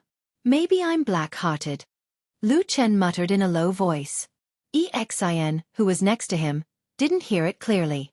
She asked curiously, "Brother Lu, what did you say?" Lu Chen shook his head and said with a smile, "Nothing. That's right, this Kunlun mountain range is so big. Perhaps there are many magical and magnificent paradises that we haven't heard of. Not to mention other things. Just the 4 strange peaks floating in the sky are rare in the world. If we can go up and take a look, it will also be a kind of blessing. EXN laughed and said, Brother Lu, you're right. But I think it's most likely impossible between the clouds and the sky. Our sect has long had a rule that only Yuanying Zhenren can set foot on the 4 strange peaks of spring, summer, autumn, and winter. I'm still far from that. Lu Chen's heart suddenly moved. He asked EXIN, speaking of which, I heard that there are also exceptions. EXIN was startled. Brother Lu, you mean? Lu Chen looked around and saw that there was no one around. He lowered his voice and said, It's Hakushin Jinkuan's disciple. Hakushin Jinkuan has 3 disciples. His eldest disciple is our sect leader, Reverend Idle Month, who is at the Yuanying realm. As for the other 2, Zhuoxian is said to be Jin Dan Friar, and White Lotus is even worse. She is about the same as us. But I heard that these 2 fellow sect members without nascent soul realm cultivation often go up to the winter peak between the clouds and the sky to cultivate. EXIN was stunned for a moment and suddenly became nervous. She grabbed Lu Chen's hand and said to him seriously, Hey, Brother Lu, are you stupid? How could such words be spoken so carelessly? That's a perfected cultivator. A soul formation perfected cultivator, brother. Lu Chen looked at her and suddenly smiled. He nodded and said, I understand. Don't worry. EXIN then let out a sigh of relief. But very quickly, it seemed that she was also a little lost in thought by Lu Chen's words. She thought for a moment and then slowly said, I think, it's probably because of perfected cultivator's face. Lu Chen coughed and said seriously, Friend EXIN, I understand what you mean. You are saying that although the Kunlun party has strict rules, but at most it can only restrict Yuanying perfected cultivators. 4 soul formation perfected cultivators, these rules are useless. Hey! EXIN jumped up in fright. Her face turned pale. She stammered, Brother Lu, you can't speak carelessly. I don't mean that. Lu Chen laughed out loud, but halfway through, his laughter suddenly stopped. He was holding his chest with his hand, but there was a trace of pain on his face. EXIN was shocked again. She hurriedly supported him and said, Brother Lu, are you okay? Just as she finished speaking, her body suddenly trembled, as if she suddenly thought of something. She instantly turned pale with fright and said in shock, Aya, could it be? Could it be that you said something bad about Hakushin Jinkuan just now, and he sensed it so he gave you a punishment? Lu Chen rolled his eyes. After taking 2 deep breaths, the pain on his face subsided and his body stabilized. Then, he angrily hit EXIN's head and said, Nonsense, do you think that perfected monarchs are immortals? There are so many people in the world who know of them. Who knows how many people have called out their names all day long?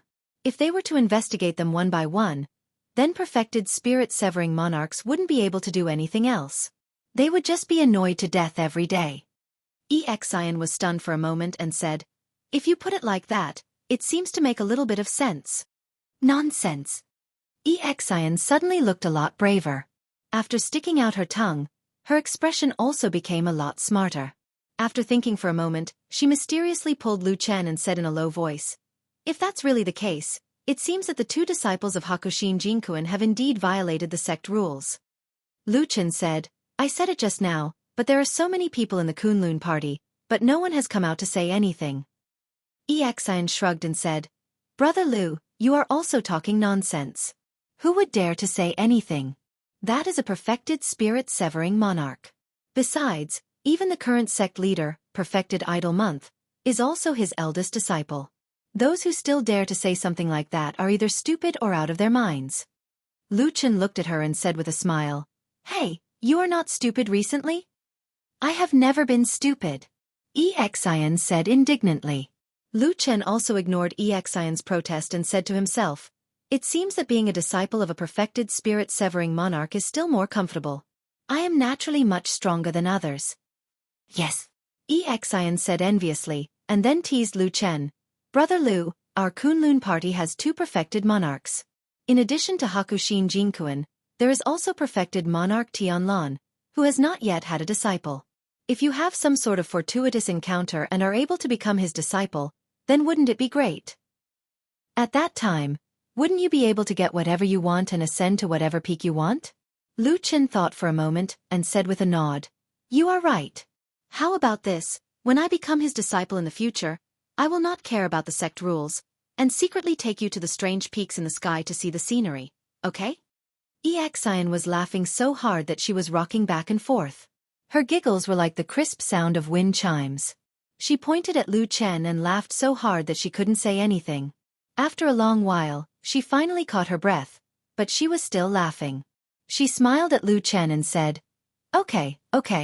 Anyway, I don't think I'll have much chance to become a nascent soul Taoist master in this lifetime. When I'm really old, I'll wait for you to take me up. Lu Chen spread out his hands and said, Why do you have to wait so long? Just wait for a few years. When I become successful and famous, I will take you up to play. Wahaha! Xian laughed so hard that she bent over, laughing so hard that she could not catch her breath. She pointed at Lu Chen and shook her head desperately, then nodded repeatedly, and said, Okay, Brother Lu, I am counting on you. Lu Chen chuckled. For some reason, he suddenly felt his mood lighten up. He felt that the sky was clear, that the green mountains were black, and that the sea of clouds was magnificent. The future seemed to have suddenly become beautiful. He smiled and looked into the distance. The mountain wind blew over the two smiling people, and lifted their clothes. The branch of Hakushin Jinkuan holds the power, and is the strongest branch in the Kunlun party. They have been arrogant for a long time. Everyone, you and I are all disciples of Kunlun. What do we rely on for 5,000 years? It is not the number of geniuses, not the number of people, and not the occasional appearance of a perfected lord of Huashan realm. The biggest reason why the Kunlun party can be passed down to this day is because of the various rules passed down by the ancestors of the past generations. For thousands of years, how many famous sects in the cultivation world of the central region have risen and fallen, rising and falling? Have we not seen enough? Why is it that only our Kunlun party is prosperous? Rules.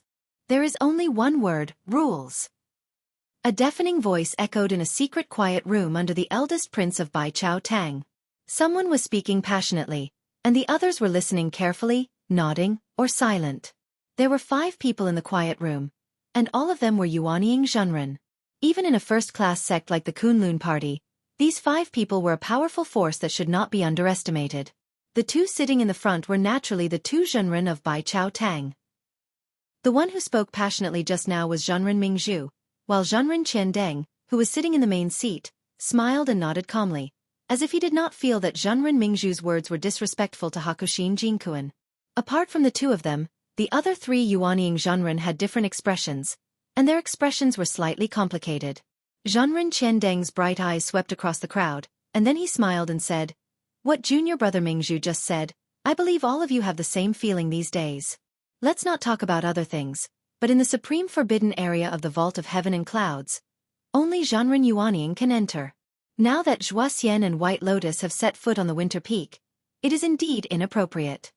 A fair-skinned man sitting on his right nodded and said, Senior brother Qiandeng is right. I, Guangyang, feel the same. In fact, it's not just us. As far as I know, there are many Yuanying Zhenren on the spring and autumn peaks who are dissatisfied with this.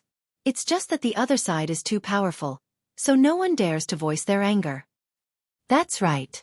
At this time, another Yuanying Zhenren sitting opposite to Zhenren Guangyang said, But there's nothing we can do about it.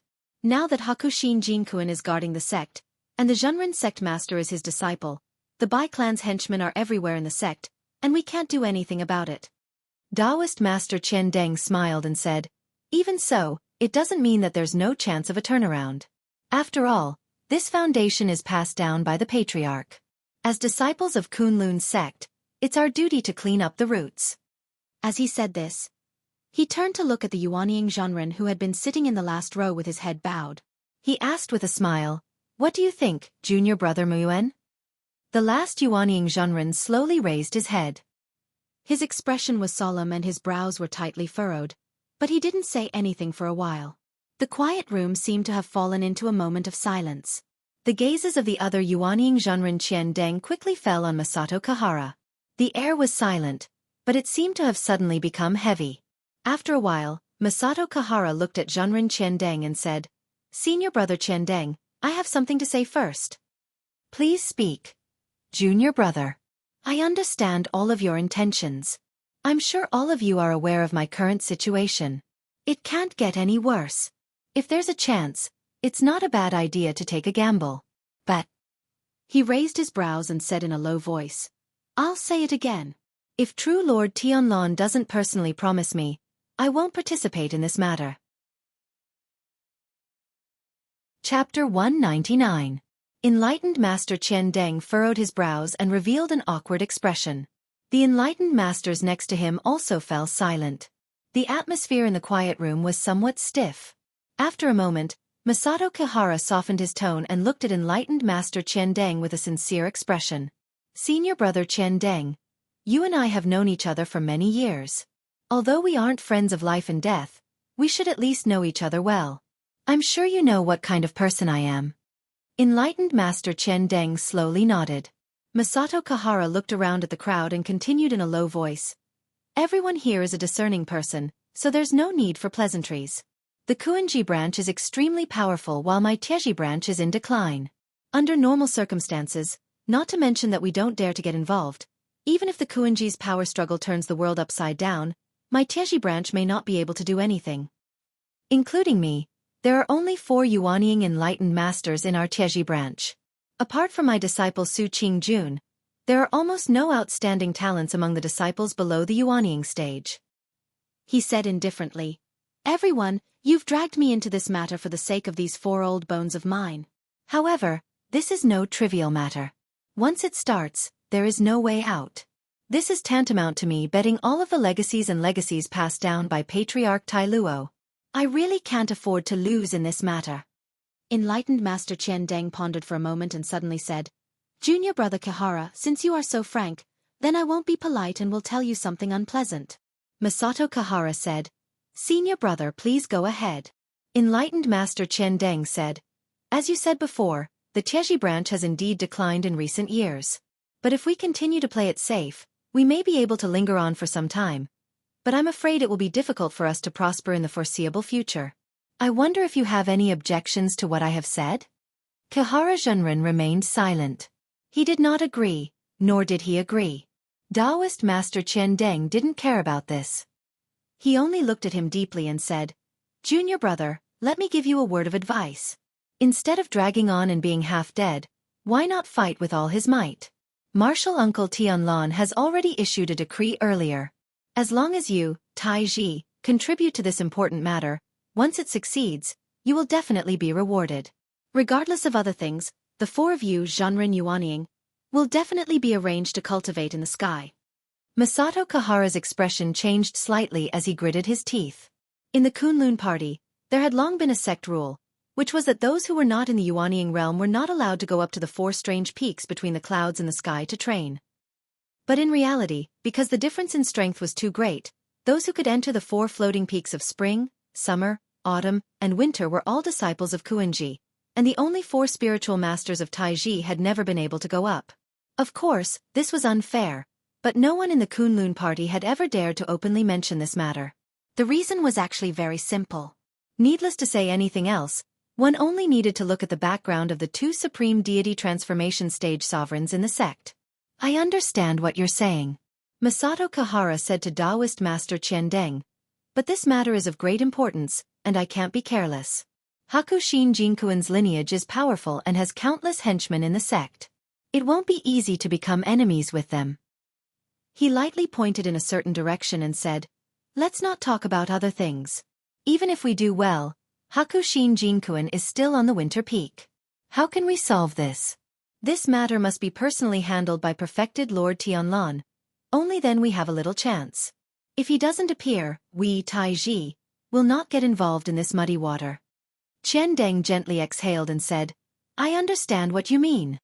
Masato Kihara slightly lowered her head and said, Senior brother, please don't blame me for my rudeness. Taoist Master Qian Deng waved his hand and said, It's human nature. Don't mind it. He paused for a moment and then said, I received the news yesterday. A few days before the next full moon, Uncle Master Tianlong will rush back from Zhengxianmeng to participate in the annual sect council. Let's see when the time comes. Maybe he will talk to you himself. Masato Kihara slightly bowed and nodded. Thank you for your understanding, senior brother. Thank you for perfected Lord Tianlan's kindness. Taoist Master Qian Deng looked at the crowd and suddenly raised his voice a little. He said, "Everyone, I've already told you about this important matter. I'm sure everyone is aware of the cause of this matter. When ancestor Tian Hong was still alive, everyone in the sect knew that the most beloved disciple of the founder was Uncle Master Tianlan. Even the Taoist name, Tian, was passed on to him. The meaning couldn't be clearer. He wanted Uncle Master Tianlan to lead the Kunlun party and inherit the position of sect leader. However, things took a turn for the worse. Ancestor Tian Hong passed away unexpectedly, leaving only Uncle Master Bai Chen and Tianlan. In the end, it was Hakushin Jinkuan who inherited all the legacies of the sect, while Uncle Master Tianlan was forced to Xianxia Meng to fight to the death with those fierce and ruthless devil cult monsters. I don't need to say more about the meaning of this. Taoist Master Qian Deng sighed and then said, however, many years later, Hakushin Jinkuan passed the position of sect leader to his eldest disciple. Since then his power has grown. Now, the discipline of the sect has been corrupted and there are many villains and spies. However, Idle Month and the others are powerless. They can't resist the strong enemies and revitalize the sect. Internally, many mediocre villains are raised to gain prestige, causing the reputation of the Kunlun party to decline day by day. What's funny is that Idle Month and the others think that the sect is thriving and boast about it. They are shameless. Uncle Master Tianlan once said to me that although he is indifferent and doesn't care about fame and benefits, he can't sit back and watch when the sect is gradually falling into a dangerous situation. Otherwise, how can he face ancestor Tian Hong after 100 years? He also won't have the face to face the founders of the Kunlun party. Set things right and clean up the roots. This is what Uncle Master Tianlan wants to do. At the end of his speech, Qian Deng's expression was solemn, but he said it resolutely and decisively. Immediately, the expressions of the people around him tightened and they all nodded in agreement. The days when Su Qingjun wasn't on the Fian Terrace seemed particularly cold and cheerless. However, perhaps because he was already used to this kind of loneliness, Lu Chen didn't feel sad. Instead, he felt a lot more at ease. However, after midnight, Lu Chen led the Atsu sect down the Nanlu Mountain Road and went straight to Kunwu City. When he came to Kunwu City, he actually only had one place to go most of the time, to look for Old Ma in the Black Hill Pavilion. This time, when he passed by the place where the murder happened on the street, he looked a little tired. That house was no longer available for rent. After all, someone had died in the courtyard, and there were actually a few unfamiliar men guarding the door in the house, preventing outsiders from entering or leaving at will. Perhaps there were some bad-tempered cultivators who wanted to cause trouble, but soon, everyone saw or knew that these guards were all disciples of the Kunlun party. Most of the individual cultivators in Kunwu City didn't know who the person who died in the door was, so there were all kinds of guesses. Some of them even made people laugh until they scratched their heads. For example, the person who died in the house was an extremely powerful spiritual master Yuanying. What kind of secret technique was he hiding in the city? Or perhaps, someone thought that a genius of the Kunlun party that only appeared once in 100 years lived here and was afraid that he would be discovered and died prematurely, so he hid here. However, these words were actually considered polite. The most outrageous thing was that some people even said that there were women's clothes in this mysterious house. Perhaps they were the old lovers of the spiritual master Idle Month, the current spiritual master of the Kunlun party. This kind of words could be said to be malicious, but of course it was also possible that some people were really stupid and wanted to discredit spiritual master Idle Month. Of course, Lu Chen knew what happened in the house, but he naturally didn't know some specific details. One of the reasons he came to Kunwu City today was to ask Old Ma about what happened that day in detail. But this time, the most important thing for Lu Chen in Kunwu City was still Atsu. Although Atsu's appearance didn't seem to have changed much, Lu Chen knew that under this black dog's fur, signs of valiance and ferocity had gradually begun to show. In any case, it was no longer suitable to keep it on the mountain of Kunlun. Otherwise, in the future, Atsu might turn the mountain upside down. As for those powerful Yuanying spiritual masters of the Kunlun party, if they wanted to deal with such a black dog, they had almost endless powerful methods. Lu Chen didn't even dare to think about what would happen to Atsu if it really caused trouble in the future. He took one last look at the house guarded by the disciples of the Heavenly Soldier Hall of the Kunlun party, then left with Atsu, heading to the shabby and deserted Black Hill Pavilion. Old Ma was very happy to see Lu Chen, but after hearing Lu Chen's instructions, he suddenly looked embarrassed and said, Lu Chen, you see, now that everything here is under repair, we don't have much money left. As for me, I actually don't have much interest in raising a dog, so, Lu Chen said indifferently, I'll pay. Old Ma suddenly stood up and said righteously, so of course, this dog can stay. I will take care of it.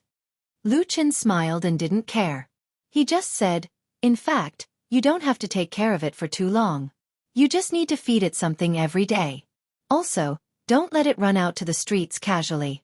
It might cause trouble if it's not handled properly. Trouble? What kind of trouble? Old Ma looked at Lu Chen with some doubts and said, isn't this an ordinary dog? What kind of trouble can there be? Lu Chen waved his hand and said, this matter is settled. In short, take good care of it for the next few days. When the matter is settled, live until a few days before the night of the full moon. I will find a time to send it away. The farther the better. Old Ma frowned and suddenly looked at Lu Chen. He asked, what do you want to do when the night of the full moon arrives? Chapter 200. Lu Chen glanced at him and said, isn't it about the traitor of the evil cult? Old Ma pointed at Atsu and said, what does that have to do with it? Why must it be sent away before the night of the full moon? Our top priority right now is to find the traitor of the evil cult. At this critical moment, do you have to divert your attention to send away a dog? He paused and looked at Lu Chen with a frown. I think you're a little strange today. Did something happen? Lu Chen shook his head and said, nothing, I'm fine. Old Ma stared at him for a moment, then nodded and said, you're an old man, I won't say anything unnecessary. Anyway, be careful. Lu Chen stood up and patted him on the shoulder, then turned around and walked towards the gate. Atsu wanted to follow him, but Lu Chen stopped it. After thinking for a while, he brought it to the courtyard and gave it something to eat. He stroked Atsu's back and whispered something to it. He didn't know if Atsu understood, but it just sat on the ground and didn't follow. When Lu Chen walked through the narrow passageway, he looked back and could still see the black dog quietly sitting in the quiet courtyard, staring at his back. There was a faint light flashing in its only eye.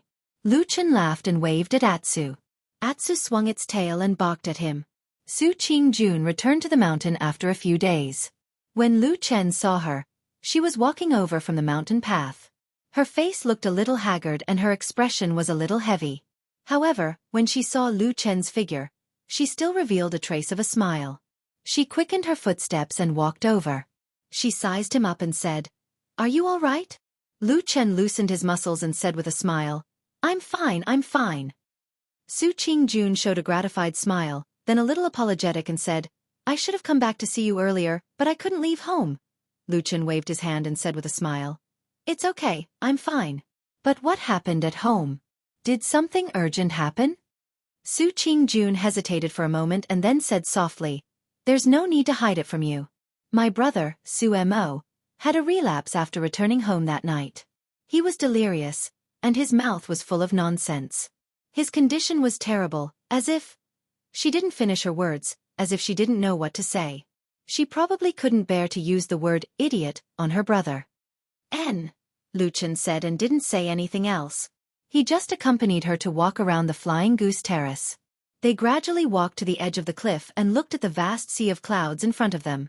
As the mountain breeze blew, Su Qingjun sighed and said, my parents have always loved my brother the most, so they were naturally heartbroken to see him in such a miserable state.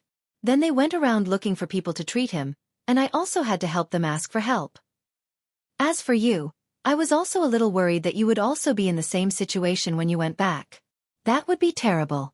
But I really couldn't leave in that situation, so I had to ask younger sister Xian to help me see you. But when I heard that you were safe and sound, I was relieved. Lu Chen nodded and said, I'm fine, you don't need to worry. After he said that, he muttered to himself for a moment, then glanced at Su Qingjun and said, right, I heard something else happened a few days ago. That He Yi's brother, He Gang, met with an accident in Kunwu City? Su Qingjun smiled bitterly and said, yes, it did happen. In fact, this is one of the reasons why I can't return to the mountain. Originally, when my brother was tossed around like that, my Su family was furious and we were unwilling to let He Yi go, but this incident happened. In the end, it seemed like overnight, that senior martial brother He became the victim. Everyone thought that our Su family paid for the murderer to take revenge. Lu Chen thought for a moment then asked Su Qingjun, "It really wasn't done by your Su family?" Su Qingjun rolled her eyes at him and said angrily, "Of course it wasn't. Didn't I just say it?" Lu Chen laughed and said, I'm just joking. But you have to say, when I heard about this, my first reaction was indeed to think of your family. This matter is too coincidental.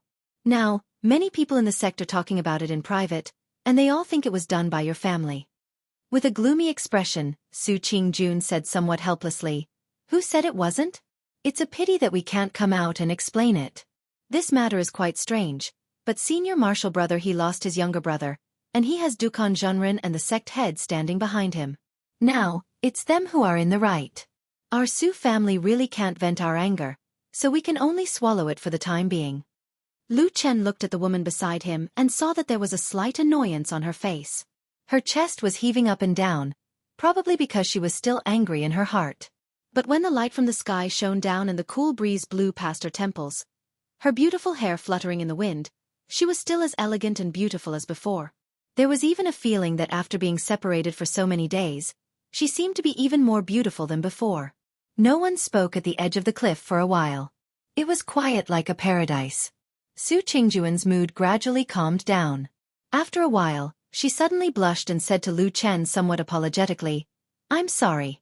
I originally wanted to come back and see how your injuries are, but in the end, it turned into me complaining to you." Lu Chen smiled and said, "No matter, I'm fine, it doesn't matter if I listen. But you don't need to be too angry." After saying that, he paused for a moment and said again, "Then this matter, you're just going to let it go like this?" Su Qingjun suddenly sneered and said, "Of course not, I only have this one younger brother. He was muddle-headed and was messed up like this. Whether he will recover in the future is still unknown. How can I let this matter go like this? Besides, I also heard rumors that he is senior martial brother, he is very sad about his younger brother's death. Although he didn't say anything excessive, but I guess with his personality, I'm afraid that he won't be willing to let this matter go. In short, no matter what, our Su family and his surname this enmity is formed." Su Qingjun said indifferently. Lu Chen frowned and said, "It sounds really troublesome." Su Qingjun said, "It doesn't matter if it's troublesome or not. Previously, our Su family temporarily endured it out of consideration for the sect master and the other big shots. We didn't want to cause any misunderstandings. But if senior martial brother he really wants to shed all pretense of cordiality and fight, our Su family can't possibly be afraid of him." When saying this, Su Qingjuan's expression was stern, but there was also a trace of pride. She was probably a big family that had been passed down for many years, so she should have a bit of confidence and confidence. Lu Chen nodded and echoed a few words. Su Qingjun shook her head and said, "Actually, this matter is like this now, but the most hateful thing is that person who plotted in the dark. He found this opportunity to deliberately provoke hatred between us. It's really hateful." As she said this, she gritted her teeth and looked at the sea of clouds in the distance. She said to Lu Chen, "If I can find this person in the future, I will definitely kill him." Lu Chen was silent for a moment, then he smiled and nodded, saying, "You're right. This person is too evil. He should be killed." When the sky turned dark, Su Qingjun had already returned to her cave to rest. The Fian Terrace was peaceful. A bright moon rose in the night sky and sprinkled its moonlight down. Atu's figure was nowhere to be seen in the wooden hut, making Lu Chen feel a bit more empty than before. He wondered if Atu, who was in Kunwu City at the foot of the mountain, was also looking at the moon like this. He stared at the bright moon in the night sky and frowned slightly as if he was thinking about something. But soon, his expression suddenly changed. He sat up and looked outside the window. Sure enough, after a moment, a petite figure appeared in his field of vision. Lu Chen sighed and didn't get up. He just looked at the figure outside the window and said, "What are you doing here again?" That person came closer and the moonlight illuminated her face. It was White Lotus. This young girl with an otherworldly beauty looked especially noble and beautiful under the moonlight, as if she was a fairy that descended from the sky. She didn't stand on ceremony with Lu Chen. She walked over and put her hand on the windowsill, then she directly jumped up and sat on it. She then looked down at the room and was suddenly startled. She said, "Where's Atsu?" "I drove him away," Lu Chen said faintly. That stupid dog is too stupid. It's annoying to look at. White Lotus snorted. Her face showed that she obviously didn't believe his words. But from this angle, Lu Chen suddenly discovered that the collar of White Lotus's clothes today was very high up, just covering most of her neck. As if she sensed Lu Chen's gaze, White Lotus smiled and reached out to touch her neck, said, "Thanks to you, that wound is very strange and it won't heal for a long time. Sometimes, I really wonder what your identity is. You always use these indescribable demonic methods." Lu Chen sat up straighter. His face revealed a solemn expression and said to White Lotus, "I am not an evil sect spy." White Lotus snorted. Although she looked somewhat disdainful, for some reason she seemed to believe his words. Lu Chen looked at the dark night outside, shook his head and said to White Lotus, "I say, you have nothing better to do than to run around all day. First, is it because your omnipotent master doesn't care about you? Second, this mountain still has a curfew. If you are seen by the patrolling disciples, wouldn't it be embarrassing?" White Lotus' face was full of disdain, said, "First, my master usually doesn't care about me. He has a lot of things to do and can't wait to cultivate every day. Second, curfew is a fart. Sect rules are a fart. I am the direct disciple of a Huashan true monarch, not to mention those trash can't catch me. Even if they see me, what can they do to me?" Lu Chen was silent, then smiled bitterly and said, "You are so young but you can see it clearly." White Lotus sat high up on the windowsill, looked down at him and said, "Nonsense, people in this world are divided into high and low. How can those without ability sit on the same level as us? Why are you pretending to be a saint?" Lu Chen smiled and didn't say anything. He turned to look at the moon in the sky. The moon tonight was bright and full, illuminating a large part of the dark night sky. There were only 7 days left until the next full moon night. Chapter 201. Under the moonlight, that young girl sat on the windowsill of the wooden house with her feet dangling in the air, one hand on the windowsill, the other on her lap. The night breeze blew over faintly, ruffling the corner of her clothes. Occasionally her feet would gently kick a few times, as if lingering with the wind, and also like a child suddenly floating up, just for fun. On her lips, there was a sudden smile, light but gentle, just like what a 10-year-old girl should have. The night was deep. The moonlight was cold. For some reason, she still had no intention of leaving. She suddenly quietened down, not asking Lu Chen about Atsu's whereabouts, nor did she speak ill of Lu Chen. In that instant, Lu Chen suddenly had a very strange feeling that White Lotus was just sitting there playing. But of course Lu Chen would not really treat this girl as an ordinary 10-year-old girl. What a joke! With the vicious methods that she had displayed previously, Lu Chen felt that if his cultivation was slightly lacking, he would not be able to see the moon tonight. But this stalemate did not seem to be a solution. White Lotus did not seem to care at all. But this place was Lu Chen's wooden house. At least Lu Chen still wanted to sleep tonight. With an exceptionally dangerous girl like White Lotus sitting on the windowsill, no matter how brave Lu Chen was, he felt that he did not dare to close his eyes. So Lu Chen felt that he still had to speak to White Lotus, thinking that since everyone had nothing to say, wouldn't it be best to go back to their own homes and sleep?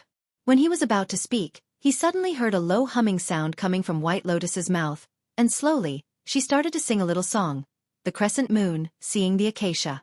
Red clothes, dressing for whom? Yeah. Time passes like water. White hair flustered. Seeing the red makeup in the morning. Separated by 1,000 mountains at dusk. Yeah. This song was short and simple, and the meaning of the words was graceful. However, when she sang it, it carried a trace of loneliness and loneliness. She was like a lonely woman that was filled with deep thoughts, and it was completely unlike the feeling she should have at her age. But in the eyes of Lu Chen, who had seen White Lotus's vicious methods, he did not see White Lotus as a little girl. But even so, when he heard this song, he still felt a sudden and inexplicable trance. The moonlight shone on by Lian's beautiful face, making her seem like an otherworldly fairy. Her voice also seemed to reverberate through the 9 heavens. Her voice was light and translucent, almost reaching a state of perfection. Anyone who heard it would immediately be immersed in it, as if they were looking at the woman in the song that they longed for. The night was dim, the cold wind was silent, her voice gradually faded, and then disappeared. Lu Chen suddenly said, "This song, where did you learn it from?" White Lotus turned her head to look at him and said, "Why do you ask?" After a pause, she asked again, How was my singing, was it good? Lu Chen hesitated for a moment, but still nodded, and said, It was really good. Your voice is extraordinary. This little song from your mouth can be said to be a little more celestial. Ha! White Lotus giggled as if she was suddenly very happy, and then said to herself, I said, a genius like me. How can there be anything that I can't do well? Even if it's singing, it must be the best. Lu Chen said softly, This song sounds a little familiar, as if I have heard it before, can you tell me? White Lotus laughed and then said, No. Lu Chen was startled and said, Why not? White Lotus said, Because I'm happy, I can do whatever I want, I don't want to tell you so I won't tell you. Lu Chen was speechless. White Lotus looked at him, seemed to be a little happy, and then said with a little pride, Come on, you are lucky enough today. Let me tell you, in this world, no one can hear my song, you are the first, so you can go burn incense in the morning. Lu Chen was moved, looked at White Lotus and said, If that's the case, then my luck is really good. But I heard you sing so well, no matter who heard it, they will like it. Why no one else has heard it? White Lotus' face stiffened, and her eyes slightly drooped and said, No one is willing to listen, they all hope that they all want me to practice hard and do something big. As she said that, it was as if a stone in her heart had been unintentionally moved. Her expression suddenly relaxed, and she raised her hands to stretch. Her face was languid, and she even tilted her head to one side in a strange manner. She then said, That's why I say, although you're not a good person, and you're full of evil tricks, it seems that only at your place can I sing and scold people freely. Isn't that right, bastard? Lu Chen heard her scolding, but he was not angry. After staring at her for a while, he suddenly shook his head, sighed, and said, You are so young, what kind of life did you live in the past? Hee, I just lied to you a few times, and you took it seriously. White Lotus suddenly laughed, and pointed at Lu Chen, shook her head, and said with a smile, Look at your silly face, do you still want to comfort me, or save me from the sea of bitterness? Lu Chen shrugged, and did not speak. White Lotus jumped down from the windowsill, and waved at Lu Chen, saying, That dog has a secret I want to know. I will definitely come again. Don't try to avoid me. As she said this, she walked away with light footsteps. Lu Chen looked at her back, and saw her bouncing footsteps. It seemed that in this cold night, her mood was really much better than before. Probably, right? The day of the sect council on the 15th of this month was getting closer and closer, so recently, the Kunlun party had a more tense and solemn atmosphere. This kind of sect council was also a rule passed down by the ancestors. It was held once a year, to review the past and look forward to the future, and to evaluate many matters, including the redistribution of many resources and spiritual materials within the sect, so it could be said to be the most important matter in the Kunlun party. According to the rules of the Kunlun sect, cultivators above Jin Dan realm could attend the sect council, and all cultivators above Yuanying Zhenren must attend. Of course, supreme existences like deity transformation stage Zhenren still had special privileges. However, in the past few years, or to be exact, after Zhenren Idol Month became the sect leader, Hakushin Jinkuan would appear in the sect council every year. On the contrary, because Zhenren Tianlan was busy with many things in Xianxia and Meng, he did not come back to participate. Of course, the annual event had to be treated with caution. In the Zhangyang Hall of Tiankuan Peak, some people had already begun to decorate the place. The other big and small matters in the sect had also gradually quietened down, giving way to the most important event of the year. Lu Chen was still quietly waiting for the arrival of the night of the full moon. However, there were still many doubts in Lu Chen's heart about the mysterious spy of the devil cult secretly arranging to meet on the night of the full moon. Not to mention other things, this coincidentally happened on the same day as the most important event of the year in the Kunlun party. Could it be another coincidence? Lu Chen did not believe it. He felt that there might be some strange twists and turns in this matter that he did not know about. However, he still knew nothing about the spy of the devil cult, so the only thing he could do was to wait. At the same time, he was also wondering if he should take advantage of these few days to quickly go down the mountain and take Black Dog away from Kunwu City. At the very least, it would be better to throw him into the forest outside the city. No one could guess the various calculations in Lu Chen's heart. Everyone in the Kunlun party was busy in an orderly manner. Reverend Idol Month was in charge of the overall situation, but the person in charge of all kinds of miscellaneous and trivial matters was not him, but Reverend Idol Month's junior brother Wuxia. As a Jin Dan friar, the second disciple of Hakushin Jinkuan, and also the sect head Reverend's junior brother, Wuxia had a prominent reputation in the Kunlun party for many years. Most of the cultivators, including Reverend Yuanying, treated him with respect. Wuxia was also a very capable person. He was smart and capable, and he almost never made a mistake in handling big and small matters. He had always been deeply trusted by both Hakushin Jinkuan and Reverend Idle Month. On this day, when Wuxia walked out of the winter peak above the clouds in the sky, he turned his head and saw the entrance of his third junior sister's cave not far away from his own cave. White Lotus was standing there, looking into the distance in a daze.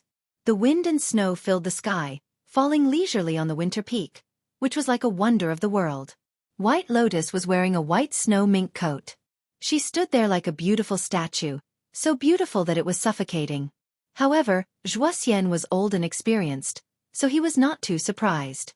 He only smiled and said, "Junior sister, you're up so early?" White Lotus turned around.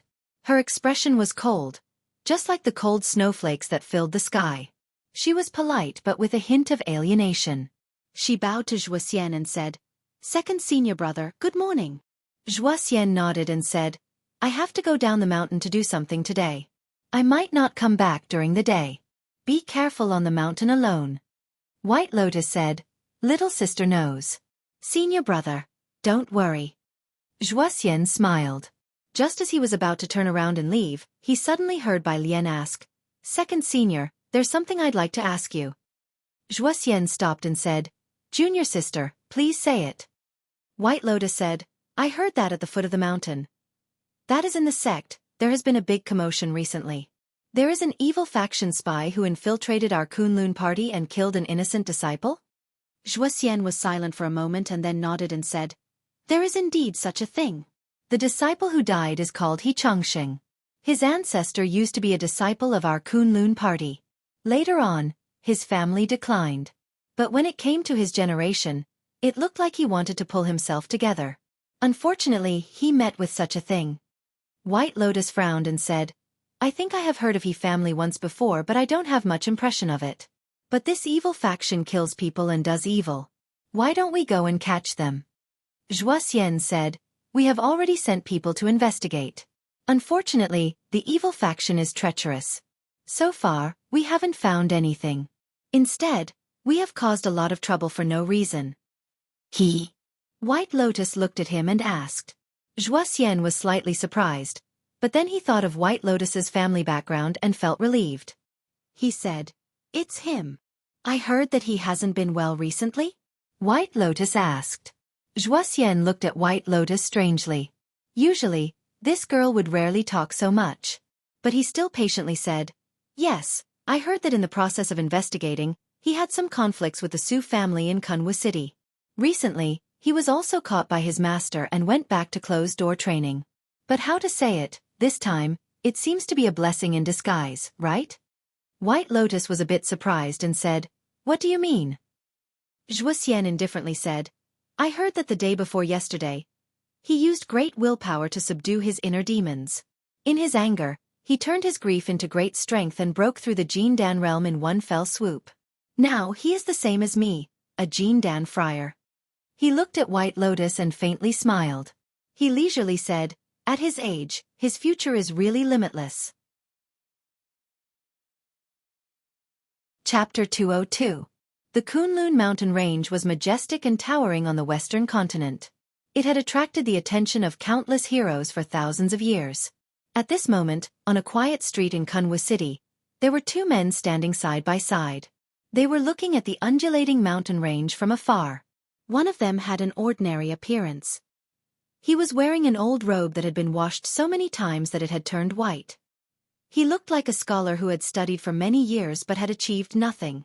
He looked at the mountain in the distance and suddenly smiled. However, he said to the person beside him, "Brother Chen, are they really not your people?" The man standing beside him was a familiar face. He was Chen He, who had appeared at the gathering point of the demon sect in the Celestial City. At this moment, Chen He shook his head and said, "Brother Fan Tue, it is indeed not us. Actually, when we found out that the reincarnation array had appeared on the Kunlun mountain, we initially thought that it was the work of the spies from the western continent. Elder Gue was worried that you would be too hasty, so he asked me to come and take a look." The man called Fan Tue smiled. His eyes flickered as he said, "Thank you for your kind intentions, Elder Gue. I have troubled Brother Chen to make this trip." The two of them turned their backs to the Kunlun mountain and slowly walked along the street. Chen He smiled and said to Fan Tue, "Then this matter is a little strange. It is not done by the Western Continent sect, nor is it done by the followers of the Celestial City of the Middle Continent. The other sects are also far away from the Western Continent. It is impossible for them to come all the way here to interfere with the affairs of the Kunlun party. So, who is the one who did this?" Fan Tue shrugged and looked helpless. He said, "Perhaps it is a spy who was planted into the Kunlun party long ago but has lost contact with us? Ever since the battle in the Barren Valley 10 years ago, the elites of the Holy Sect have suffered heavy losses. We are leaderless and in a mess. Indeed, we cannot contact many people." Chen He nodded and looked at Fan Tue. He said, "Brother Fan, the situation over the years has been difficult. However, you have persevered in the Western Continent and turned the tide. You have maintained the situation and gradually recuperated to recover your strength. That is why we are where we are today. I admire you very much. Even Elder Gue is full of praise for you." Fan Tue smiled and glanced at Chen He. He did not reply. Chen He continued, "But Brother Fan, from the looks of it, our holy church has indeed reached a point where we cannot continue to be in chaos any longer. Someone on Kunlun Mountain who can use such a high-level magical power as the reincarnation formation must be an important figure in our holy church. However, we know nothing about it. Even to this day, we have not been able to contact that person.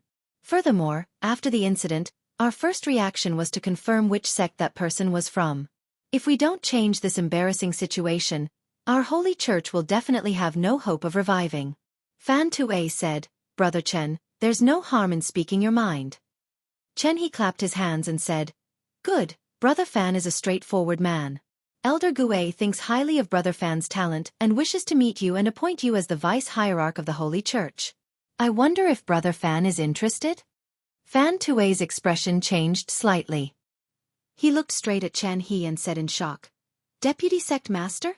Chen He nodded and said, "That's right." Fan Tue said, "If I remember correctly, even during the Battle of the Barren Valley 10 years ago, our holy church only had the position of elder and not the hierarch. In reality, the Elders' Council of the Holy Church has been discussing matters for many years. The position of hierarch has been empty for hundreds of years, right?" "That's right." Chen He smiled and nodded. Fan Tue's eyes flashed. "Then I don't understand what you mean by that, Brother Chen?" he asked.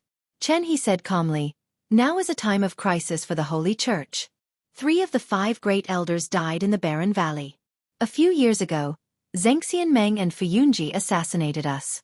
Elder Feng also died. Now, only Elder Gue is left. Therefore, after much consideration, Elder Gue felt that we should break the old and establish a new one. We should appoint a new hierarch. This way, we can unify the Holy Church and end the current chaotic situation. All the sects in the world will work together to complete the great cause of unifying the 3 realms."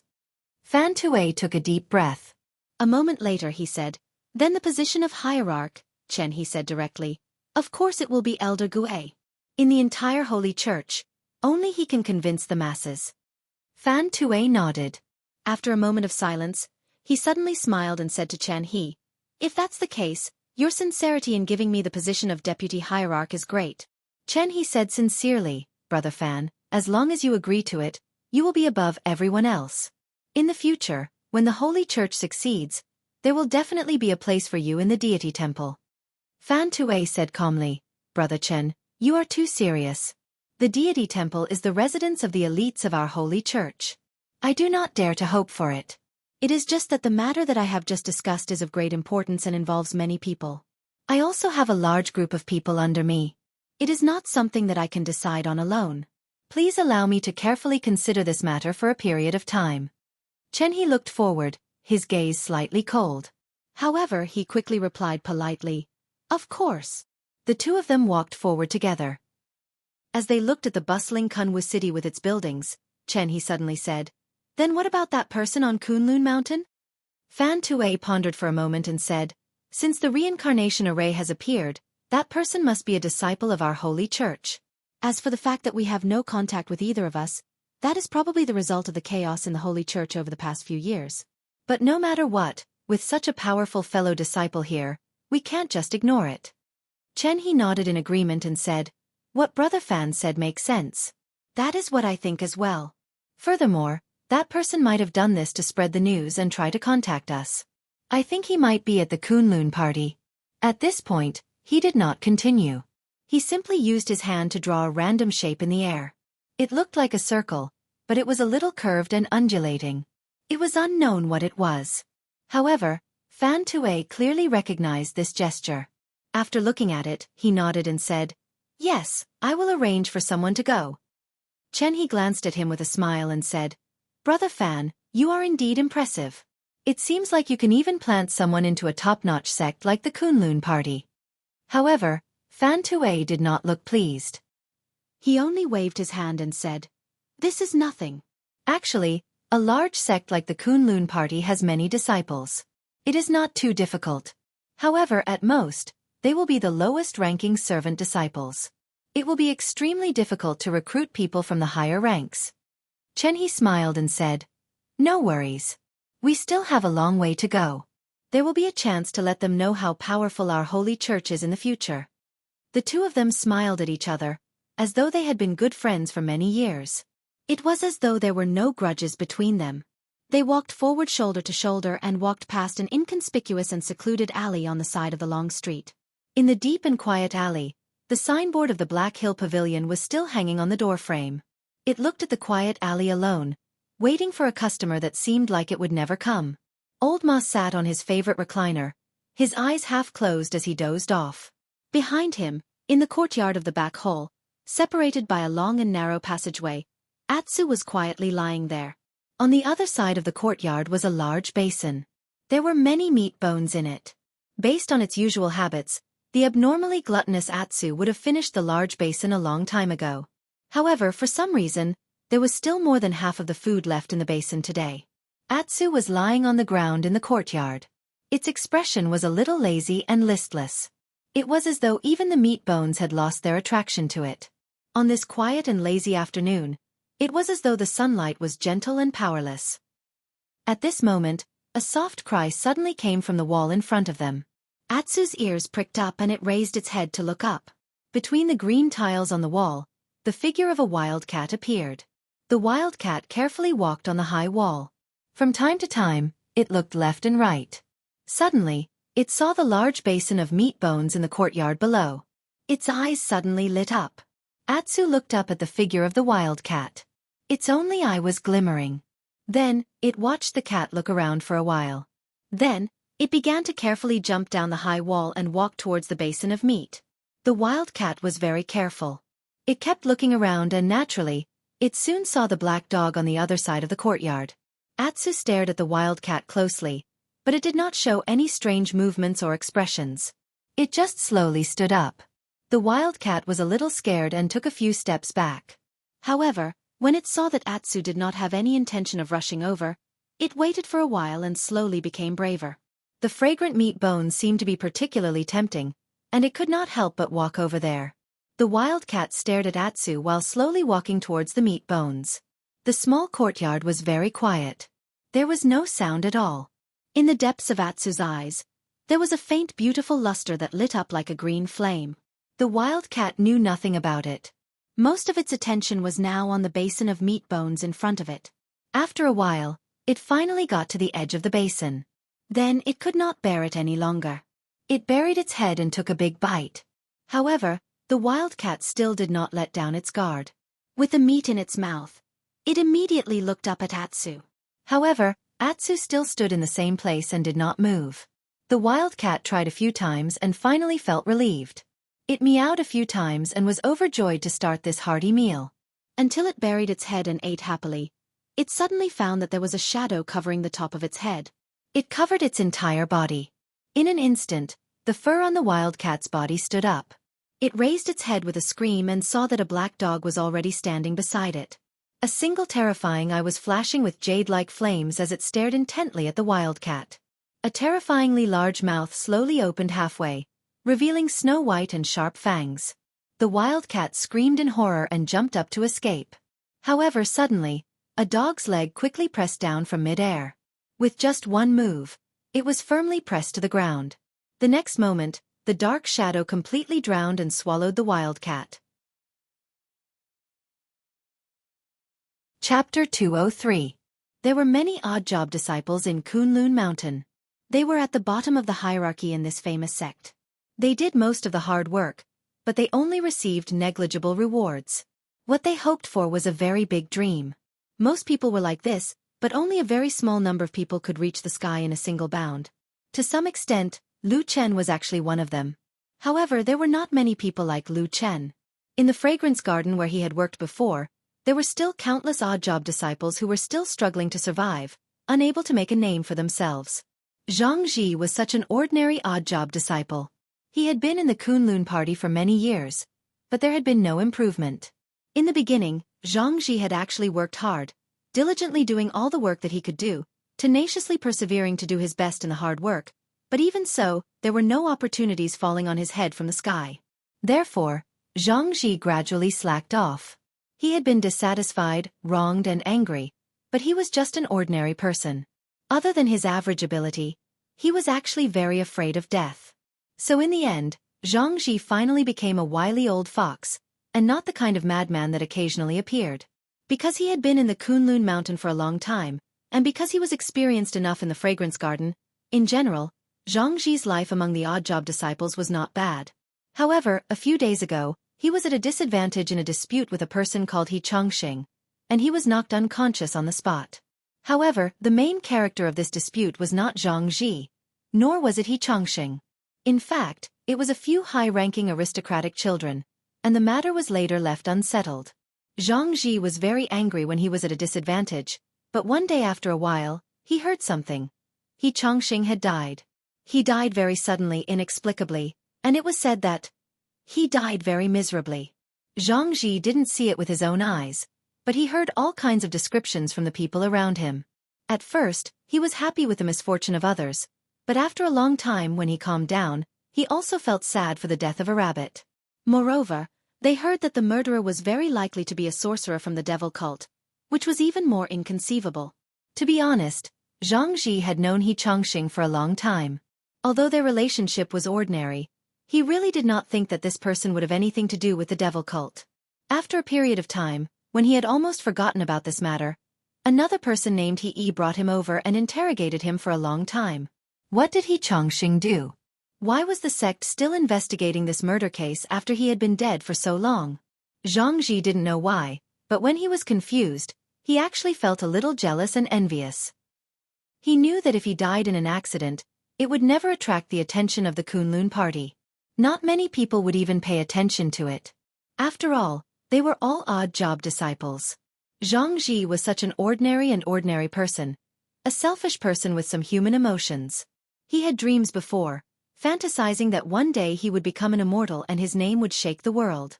Of course, these things seemed to be impossible now. But who didn't want to be different? Well, if there was a chance to come. Every day when Xianxia woke up and went out, he would look at the house that Xianxia once lived in, which was now empty and abandoned. Then he would have a thought in his heart, thinking that probably now, other than those who wanted to catch the evil sect's evil people, he was probably the only one left who still remembered Xianxia. This was really a very strange thing. Until that morning, when there were still 6 days before the sect council meeting, Xianxia did not walk out of the door like usual. Until noon, when a passerby noticed something was wrong and reported, the guarding disciples who rushed over then discovered that Xianxia had taken the same path as Xianxia.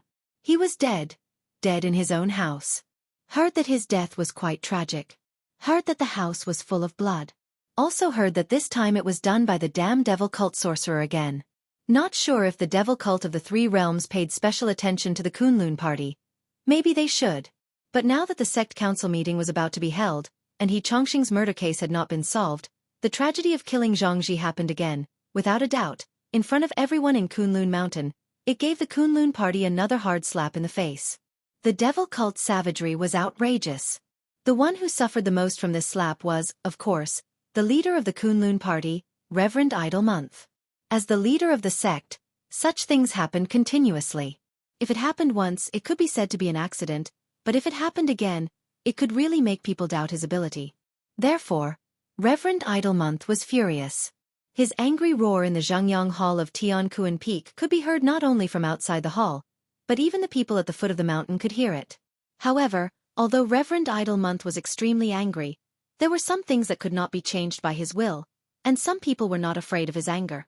A few Yuanying realm Zenrans led by Bai Chao Tang were very dissatisfied with this matter.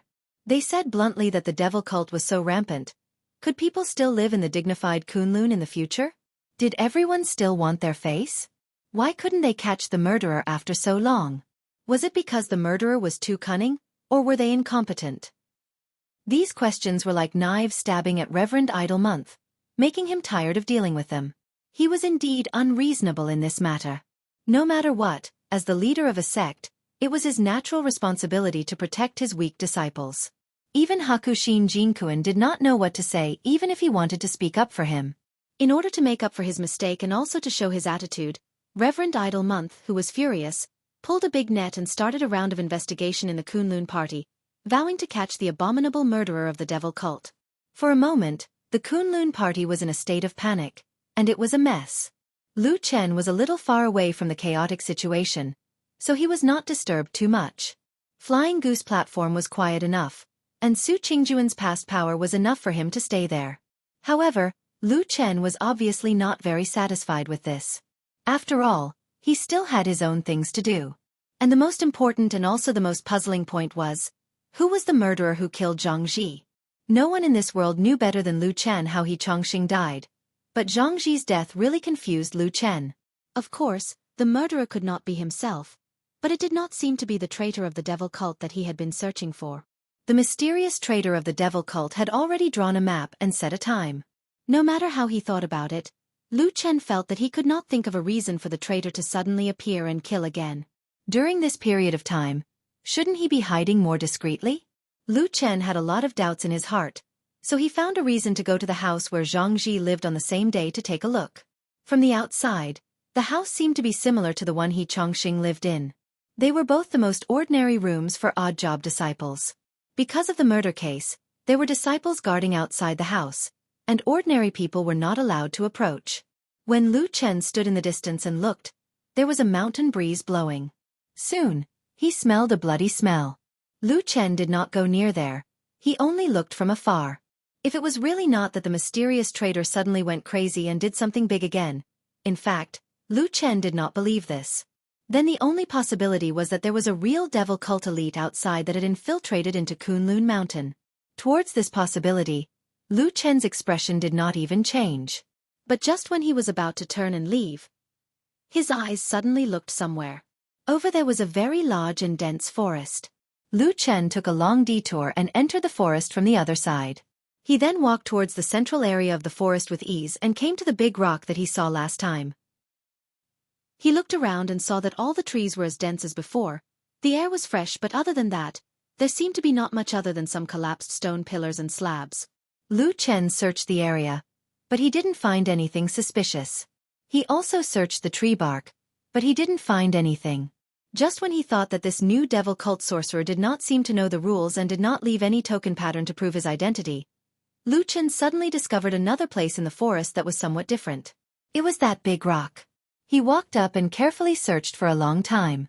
Finally, near the soil, he saw a pattern. A big tree pattern with 2 leaves and 1 flower. Please show yourself and reminisce about the past. This was the meaning that Lu Chen could see in the new devil cult pattern. Then, Lu Chen's expression turned somewhat ugly. The matter was very obvious. He had used the reincarnation formation, which was rarely circulated, to set up a formation to kill He Chongqing. This matter had simultaneously attracted the attention of the traitor of the devil cult and the other devil cult members outside Kunlun Mountain. They had even extended their hands into this place. However, Lu Chen also sensed a trace of abnormality from this strange situation. That was, the devil cult people outside of Kunlun Party did not seem to be aware of the situation of this devil cult spy in Kunlun Party. Therefore, regardless of the difficulties, risking the danger of being attacked by such a powerful and famous sect like Kunlun Party, they still wanted to show their existence, intending to make contact with that spy. This made Lu Chen very surprised. Because he clearly remembered, when true Lord Tianlon told him about this matter, He clearly and directly explained to him that devil cult spy was a person who had received all of the devil cult's destiny. Such a person, how could the devil cult not know of him? Actually, after something had happened, they still thought of another way to guess and find him? This matter, there must be something wrong somewhere. Chapter 204. That day, after Lu Chen returned to the Flying Goose platform, he went to the edge of the cliff and looked at the vast sea of clouds and the magnificent world. He sat alone for a long time. It was not until the sky turned dark and the moon rose that the moonlight shone on his body, drawing out a lonely shadow on the ground behind him. Similarly, the moonlight shone on the depths of the Kunlun mountain range, on the 4 strange peaks between the clouds and the sky. On one of the winter peaks, snow still danced in the sky. 2 figures stood side by side on the mountain path under the moonlight. They were the headmaster of Kunlun, Reverend Idle Month, and Zhuo. Reverend Idle Month did not look too good, and his expression was somewhat grim. From time to time, he would raise his head to look at the top of the winter peak. At the peak of the mountain, the howling snowstorm was wrapped into a ball. It was the cave where the legendary Hakushin Jianghu cultivated. "When will Master come out to see me?" Reverend Idle Month asked Zhuo. Zhuo looked embarrassed. "Senior Marshal Brother, I really can't answer you. Master's closed-door cultivation is a big matter. How can I ask how long it will take?" Idle Month snorted. A trace of anxiety flashed across his face. He paced back and forth on the mountain path, looking a little upset. Zhuo advised him, "Senior Marshal Brother, don't be too anxious. It's just Chen Deng, Ming Zhu, and a few others making a fuss. Can they really overturn the sky? Besides, no matter how bad the situation is, isn't Master still here? When the time comes, as long as Master appears, he will be able to intimidate everyone. I'm sure they won't dare to say another word." Idle Month nodded. It was obvious that he had the same thought in his heart. However, he quickly sighed and said, "Junior Marshal Brother, what you said is not without reason. However, I still feel that something is not quite right this time. I want to discuss it with Master. Moreover, you see, for the past few years, Master has always attended every sect council meeting. If you suddenly don't attend this year, coupled with those evil sect killings, I'm afraid it will cause people to gossip and deliberately sow discord between our master and disciple relationship." Zhuo was silent. He and Reverend Idle Month had been brothers for many years. They were both disciples of Hakushin Jianghu. Of course, he understood why Reverend Idle Month was so agitated. Back then, when the Kunlun party was deciding on the next leader, to be honest, among the Yuanying Zhenren Idle Month was considered an outstanding figure, but he was not at the stage where he could look down on the others. There were at least 5 or 6 other Yuanying Zhenren whose cultivation and strength were not weaker than his, and there were even 1 or 2 who were obviously better than him. But in the end, the one who became the Kunlun party's sect leader was still Idle Month. The biggest reason for this, everyone knew, was their common master, Hakushin Jianghu. All these years, Reverend Idle Month was actually doing quite well in the position of sect leader. He was diligent and conscientious, but he could not convince the masses. There was never a lack of people who said strange things in the open and in the dark. This time, the incident of the devil cult killing people was getting bigger and bigger, and the criticism of Xianyu Zhenren was getting louder and louder in the sect. It was no wonder that Xianyu Zhenren was so angry and restless. In a few days' time, it would be the annual sect council meeting. Almost all the important figures in the Kunlun party would be present. At that time, it was almost expected that the evil sect killings would be brought up again. Then the doubts about Reverend Idle Month would also be raised. In front of all the important figures in the sect, of course Reverend Idle Month could not afford to lose his face. He felt that since ancient times, there had never been a sect leader of the Kunlun party who would suffer such humiliation. However, if it was like the previous years, when Hakushin Jianghu attended and sat in the Tianquan Peak's Zhangyang Hall, no matter which faction of people wanted to talk nonsense, it would depend on whether they had the guts to do so or not. However, as early as a few months ago, Hakushin Jianghu had told the both of them that he might not want to attend the sect council meeting this year. Firstly, he really did not have anything important to attend. He was just there to help his disciple. Secondly, everyone felt that Reverend Idle Month had done a good job in the position of sect leader. His position was more or less stable. Therefore, he was too lazy to make the trip and simply went into closed-door cultivation. That being said, it was not wrong, but no one expected that during this period of time, the incident of the devil cult would suddenly happen, causing a storm in Kunlun's sect. From top to bottom, it was restless. Those Yuanying stage Taoist masters seemed to have found an excuse to mock and ridicule Kunlun's sect non-stop. Under such circumstances, Reverend Idle Month felt that it was better to invite her master to attend the sect council meeting again. Therefore, she came to the Winter Peak to ask for her master's help. However, according to Zhuoxian, Hakushin Jinkuan had been in closed-door cultivation for many days. The both of them did not dare to disturb Hakushin Jinkuan's quiet cultivation. They could only wait on the mountain path. However, after waiting for a long time, there was still no sign of Hakushin Jinkuan coming out. Reverend Idle Month was anxious. Suddenly, she said to Zhuoxian, "Junior brother, I have many trivial matters to attend to in the sect.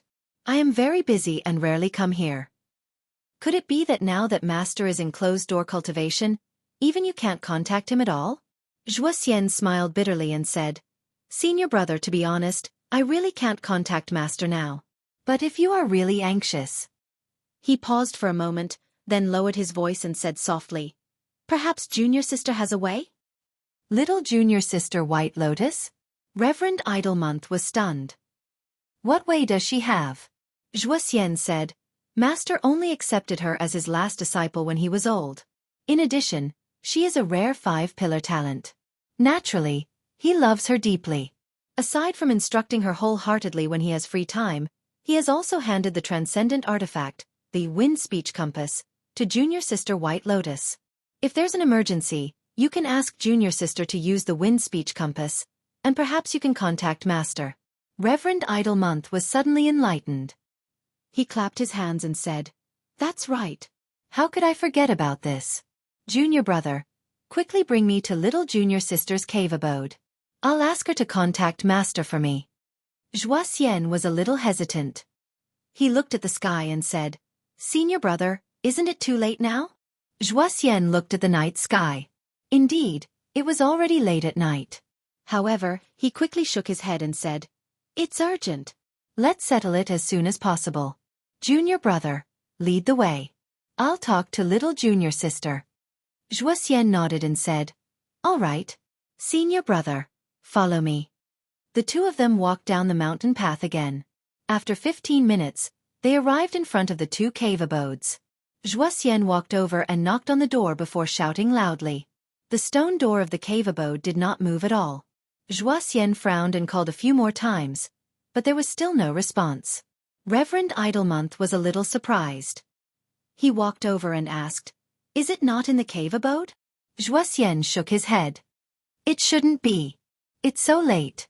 If I go out, I'll be breaking the sect rules. I'll call again. Maybe it's a little girl who is too sleepy to hear." As he spoke, he raised his hand again and knocked on the door while shouting. He did this for a while, but the cave abode was still tightly shut. There was no response. Zhuoxian turned around and looked at Reverend Idle Month. At that moment, both of them had a question in their minds at the same time. It's so late. Where could the little girl have gone? The moon shone brightly in the dark night, shining on Kunlun Mountain in the shadows. On the dark mountain path, a little girl was walking contentedly. For someone of her age to walk on an empty mountain path in the dark and cold night, it was very strange no matter how one looked at it. This little girl was, of course, White Lotus. Her beautiful face was calm. Looking at the direction she was walking in, it was towards Flying Goose platform. Her clothes fluttered in the night wind, and the high collar on her neck could be seen from time to time. That was to cover up some of the wounds. Although they were basically under control, the injuries that Lu Chen had inflicted on her that day had left a very strange wound on her neck. In the end, it still hadn't completely healed. However, for some reason, White Lotus did not seem to have too much hatred for the person called Lu Chen. This was somewhat unusual for her, who had been arrogant since she was young. Even she was a little surprised. Perhaps it was because although that person was cunning and vicious, she did not have to pretend in front of him. She could say whatever she wanted and do whatever she wanted. This was really very satisfying and comfortable. Oh, there was also that black dog. In fact, the blood food secret method was not as important as she said it was. After all, she had accidentally learned it when she was young. It was not a secret method unique to her. If she really did not care about it, then she would not care about it. Anyway, She would go and bother him first. Looking at the helpless and depressed expression of the person called Lu Chen, it was still very pleasing. White Lotus thought of this in her heart. A smile appeared at the corner of her mouth. She quickened her pace and walked towards Flying Goose platform. Just as she was walking, her expression suddenly stiffened and her footsteps immediately came to a halt. A trace of surprise and caution flashed across her eyes. At the same time, in a dark corner in front of her, 3 rays of green light suddenly emerged from the darkness. They were like dark green flames. They were like 3 eyeballs embedded in a strange and vicious face. A dark aura gushed out from that corner. White Lotus frowned slightly and took a step back. Then, she stared in that direction with a trace of vigilance on her face. The green flame swayed slowly and gradually approached. White Lotus quickly saw that it was a 3-eyed monster shaped like a small snake. It was baring its teeth at her, revealing its terrifying fangs. The 3 green lights were 3 strange green eyes that were growing on the head of that strange creature. Hiss hiss hiss hiss hiss. A strange sound came from the front. A trace of uneasiness flashed across White Lotus's heart. She stared at it with her guard up. But at this moment, she suddenly discovered something strange. The 3-eyed green-eyed strange insect was staring at her, but it did not look at her face, her eyes, her hands or her feet. The 3-eyed strange insect's eyes were staring at her neck the whole time. The neck that was wrapped by the collar and had an unhealed wound. Chapter 205. It was late at night. Lu Chen was already lying on the bed. His eyes were closed, and he looked like he was asleep.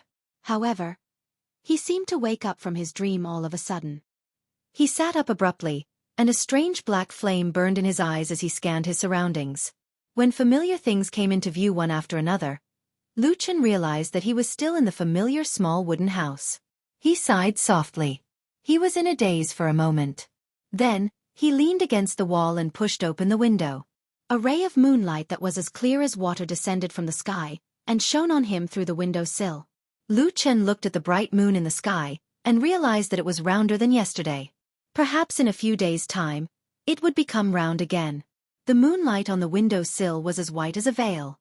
The cold wind blew past, cold and lonely. Lu Chen looked at the lonely night outside the window and suddenly thought of the figure sitting on the window sill the day before yesterday. At that time, White Lotus did not look like a vicious and mysterious person. Instead, she looked more like an innocent and cute girl. However, just as he thought of this, Lu Chen immediately shook his head and threw this dangerous thought to the back of his mind. That White Lotus was innocent and cute? There must have been many people who had this kind of thought and died in her hands. At this moment, Lu Chen's expression suddenly changed. In his eyes, a black flame burned again. Somewhere in the distance, there seemed to be a throbbing power that was very familiar. He had been searching for it for a long time. It was the strange 3-eyed blood-devouring bug. Lu Chen immediately became spirited.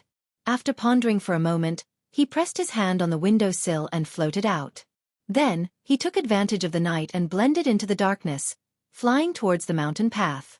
On the winter peak in the snowstorm, Perfected Idlemonth and Xianxia stood at the entrance of White Lotus's cave abode and looked at each other. Immortal Idlemonth could not help but ask Xianxia, "Where did she go? There's a curfew in the middle of the night. If junior sister is still on Kunlun Mountain and someone sees her, it'll be a crime of disrespecting the sex rules." Xianxia smiled bitterly and said, "Senior brother, I really don't know. Little junior sister is extremely intelligent and has always been personally taught by master. I don't usually talk to her much." Taoist Master Idle Moon raised his head to look at the moonlight, and then looked at the even more beautiful spectacle of lightning under the moonlight, surrounded by the violent snowstorm. Then he exhaled deeply, and then sighed again. Lu Chen moved forward in the darkness, heading towards the strange aura in the distance. That aura was very strange. For some reason, it actually triggered the power of the black fire that was hidden in the deepest part of his body. Lu Chen even had a faint feeling that it was the hunger of the black fire and the divine black flame board. They were like hungry and terrifying hunters, and their prey was the blood-devouring worms.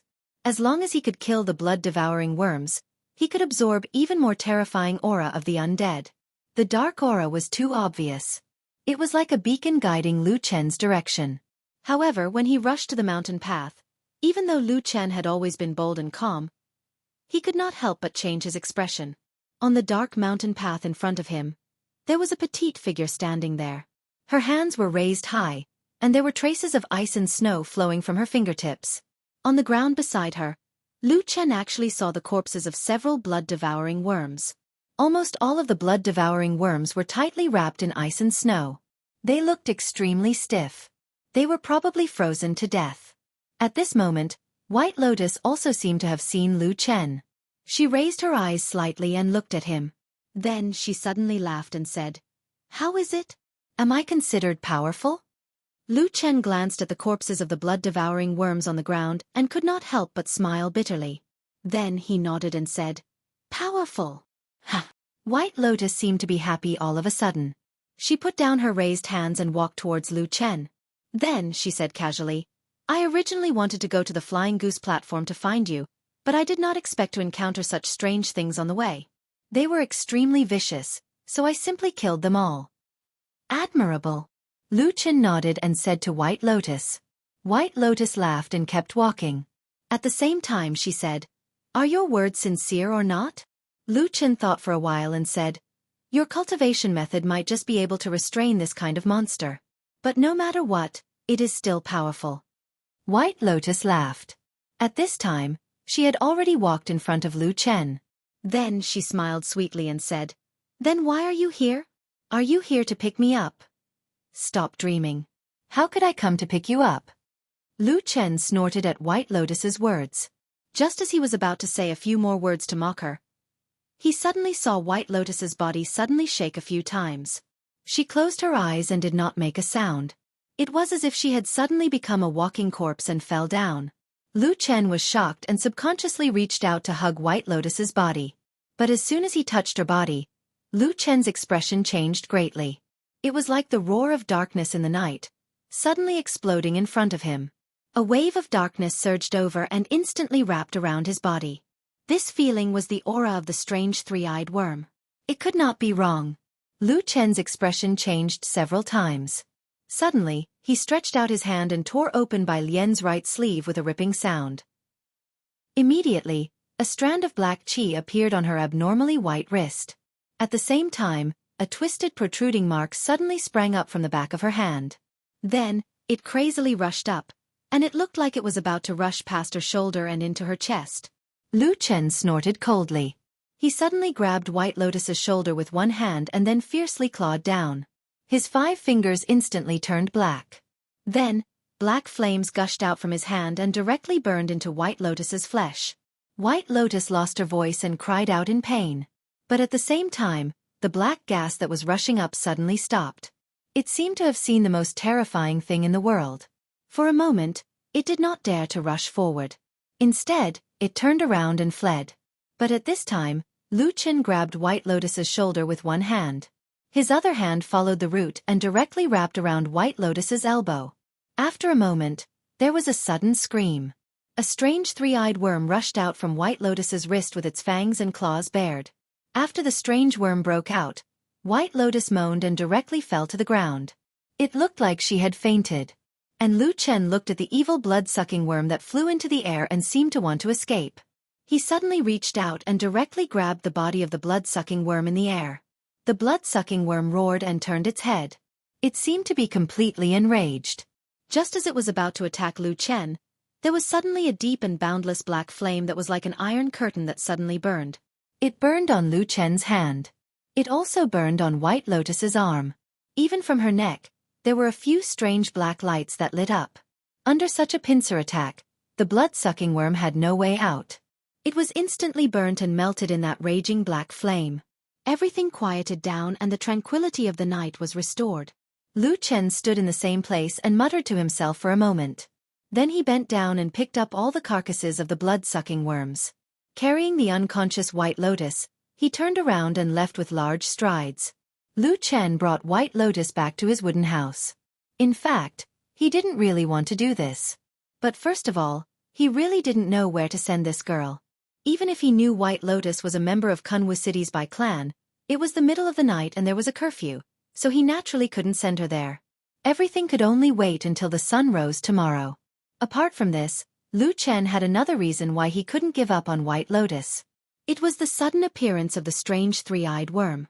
Why did this vicious worm, known as an ancient killing weapon, suddenly besiege White Lotus? He felt that he had to get to the bottom of this matter. White Lotus's body, or the foundation of White Lotus's cultivation, was far more powerful than Lu Chen imagined. At first, Lu Chen expected White Lotus to sleep for half a day. But in fact, White Lotus only woke up after an hour. What happened? After seeing that White Lotus had woken up, Lu Chen didn't bother to inquire about her well-being and directly asked her. White Lotus also seemed very straightforward. She said, "I don't know. I'm asking about those strange three-eyed worms. Why did they suddenly attack you?" "I don't know either." White Lotus sat up with some difficulty. Then, like how Lu Chen sat most of the time, she leaned against the wall next to the window and said, "In any case, there were no signs at the beginning. Several of them suddenly rushed out and almost swallowed me alive." Lu Chen furrowed his brows, clearly a little puzzled. On the contrary, White Lotus seemed to be more at ease. Taking advantage of this rare free time, she looked at the somewhat messy little wooden hut and then looked at the night sky on the windowsill. Her face showed a trace of a gratified smile. Probably because of this quiet scenery, White Lotus's heart finally calmed down. Then she concentrated for a moment and suddenly said, "But I saw a strange phenomenon." Lu Chen's spirit was shaken. He stared at her and said, "What is it?" White Lotus said, "Just now, all those strange three-eyed worms, I don't know why, from the beginning to the end, all of them seemed to be staring at my neck, as if there was a peerless delicacy on my neck." Lu Chen's expression slightly changed. He said in a low voice, "Your neck." White Lotus smiled and said, "It's the wound that you caused and hasn't healed yet. Why do I have a feeling that although those strange worms don't look smart, perhaps they are very interested in the thing that you cultivate with. One day, they will come for you again." White Lotus said threateningly, as if she was pronouncing a sentence to Lu Chen. Lu Chen was silent. He thought to himself, could it be that those blood-devouring worms also have an abnormal desire for the power of the black flame?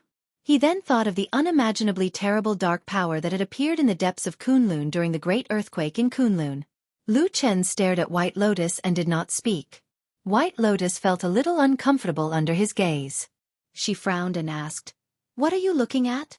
Lu Chen sighed and said, "Young girl, put on your clothes first." Chapter 206. White Lotus stared blankly for a moment, then suddenly cried out in alarm, subconsciously raising her hands to cover her chest. However, her right arm was injured, and she had only raised it halfway before her face paled. She groaned in pain and directly drooped down. In the end, she could only use one hand to cover her chest. But very quickly, just as she was about to yell at Lu Chen for being despicable and shameless, White Lotus suddenly discovered that most of her clothes were still intact. The only thing missing was her injured right arm. The sleeve from the shoulder down had been torn off, revealing her white jade-like skin. It was an exceptionally moving sight. But at this moment, on her arm, there were still a few wounds. The flesh on her wrist had split open, and there were a few startling black fingerprints on her shoulder. At this time, Lu Chen opened his mouth and said, "What are you screaming for? Isn't it just a torn sleeve? I kindly advised you to put on some clothes to prevent you from catching a cold. Why do you look like your entire body has been seen by someone?" White Lotus spat and looked at Lu Chen with disdain. "You're a man and you're taking advantage of my tongue. Aren't you embarrassed?" Lu Chen rolled his eyes and said, "Hey little girl, speak clearly. What do you mean I took advantage of you? Just now, I risked my life to save you from the mouth of that strange three-eyed insect." White Lotus sneered and said, "Don't give me that. You stinky men, do you think I don't understand? Don't you all see that I am beautiful and want to take advantage of me? You have all kinds of dirty thoughts. Do you dare say you don't?" "I don't."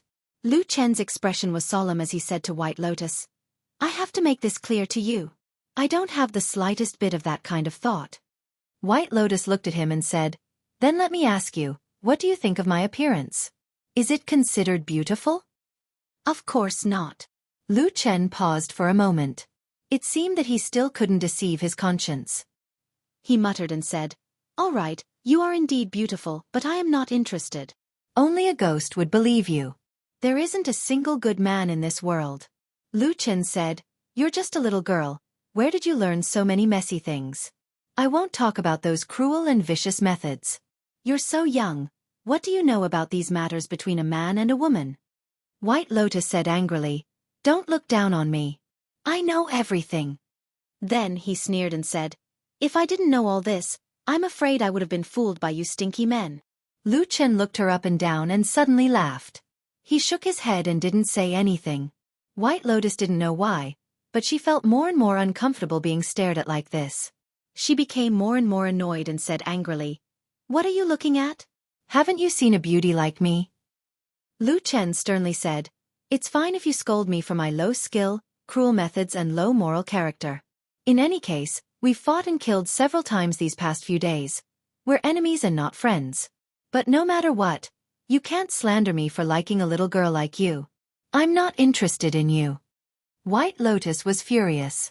She slapped the windowsill and said angrily, Tell me clearly, what do you mean by this? You're saying I'm ugly?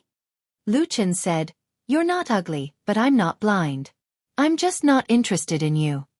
Seeing that White Lotus was so angry that her face turned pale and looked like she was about to get up and fight, Lu Chen hurriedly waved his hand and said, Hey. Do you have any upbringing? You're still a girl at such a young age. You're always talking about killing people at the slightest provocation. Can you listen to me properly? White Lotus angrily sat back down and glared at Lu Chen. Tell me, what do you mean by your words? Lu Chen shrugged and said, I don't mean anything. I do like women, but they have to be mature women. You're just a 10-year-old girl. How could I be interested in you? White Lotus was stunned for a moment. Her expression softened a little, but then she revealed a suspicious expression. She looked at Lu Chen and said, Are you serious?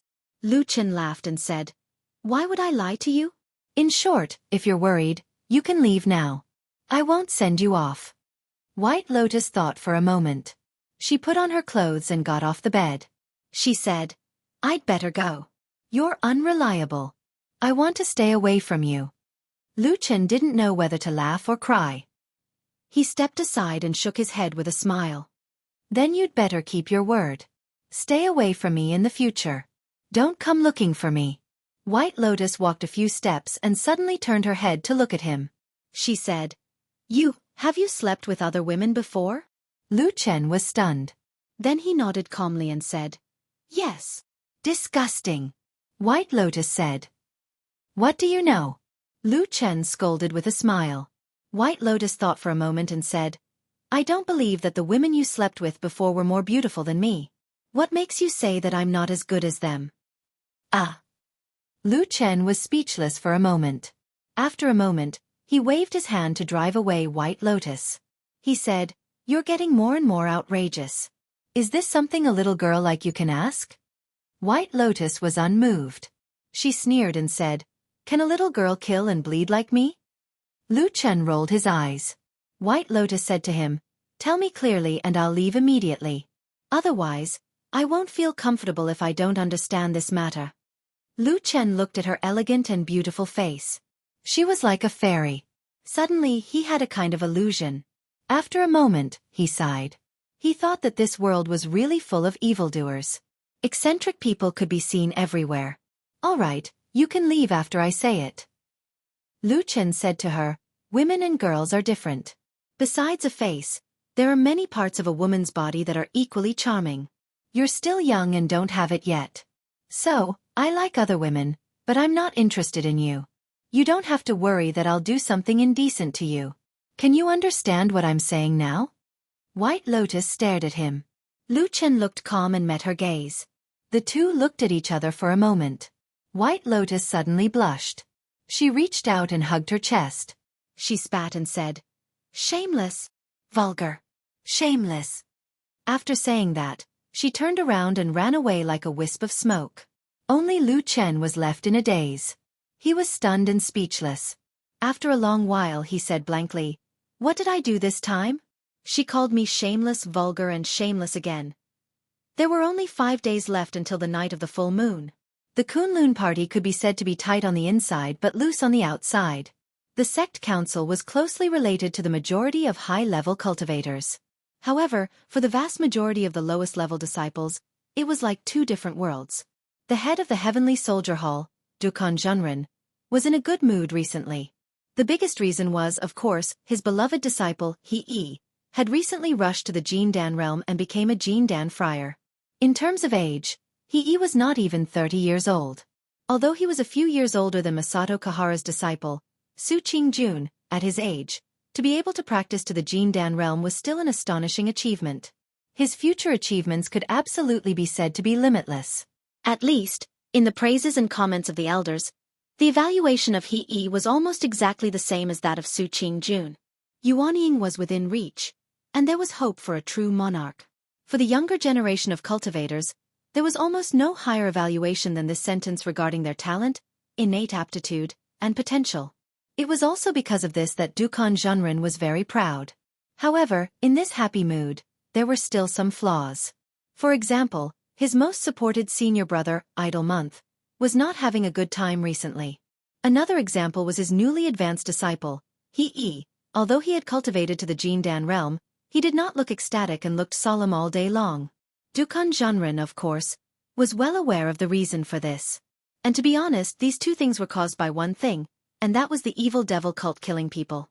The first thing had just calmed down, and the result was that it happened again. These evildoers of the devil cult were simply rampant and lawless. It was hateful that they were as timid as mice and did not dare to come out to fight. They only dared to hide in the dark corners and plot against those almost powerless odd-job disciples. It was despicable. Dukan Junren had always been the most staunch supporter of spiritual master Idle Month. He was very disgusted with the actions of the few spiritual masters of Bai Chao Tang. It was clearly the evil deeds of the evildoers of the devil cult, but Chen Deng, Ming Zhu and the others were pointing the spearhead at their senior brother. However, although he thought so in his heart, when someone suggested to him that He should come out again to continue investigating the devil cult, Dukan Junren still firmly refused. He really felt sorry for his disciple and did not want him to get involved in this mess again. These days, because the sect council was imminent, he was also very busy. But occasionally when he had free time, he would call He along for a walk, as a way to ease his anxiety. He knew his disciple too well. He was talented, but his thoughts were too deep, and many things were bottled up in his heart. And a few days ago, the death of his most valued younger brother, He Gang, had a much deeper impact on He than what he showed on the surface. Therefore, on this day, when he and He were casually walking on the mountain and chatting, he also deliberately mentioned this to him. He was an extremely intelligent person, and almost immediately understood his master's deep meaning. He immediately thanked his master. Dukan Junren had a gratified smile on his face, but he still sighed in his heart. The more normal he behaved, the more it showed that the knot in his heart had not been untied, and could only be left for the future. The two walked for a while, and when they were ready to return to the mountain, He said to Dukan Junren, "Master, I don't want to go back for the time being, so I'll just walk around here. You are busy, so you should go back first." Dukan Junren glanced at him and said, "All right, then you take care of yourself, remember what I said to you just now." He smiled and said, "Master, rest assured, disciple understands." Dukan Junren smiled and flew up into the air. He looked at his master's disappearing figure. The smile on his face slowly disappeared. Not long after, he heaved a long sigh, but his face revealed some melancholy as he turned around and walked away. Just that he had only walked a few steps when his footsteps suddenly froze, and his expression changed greatly. He suddenly discovered that beside him, a huge figure had suddenly appeared there. Like a ghost, even with his current cultivation, he did not sense it at all. You're tuning in to the Wisdom Diary YouTube channel. Don't forget to subscribe and join us on this journey to catch the most captivating stories.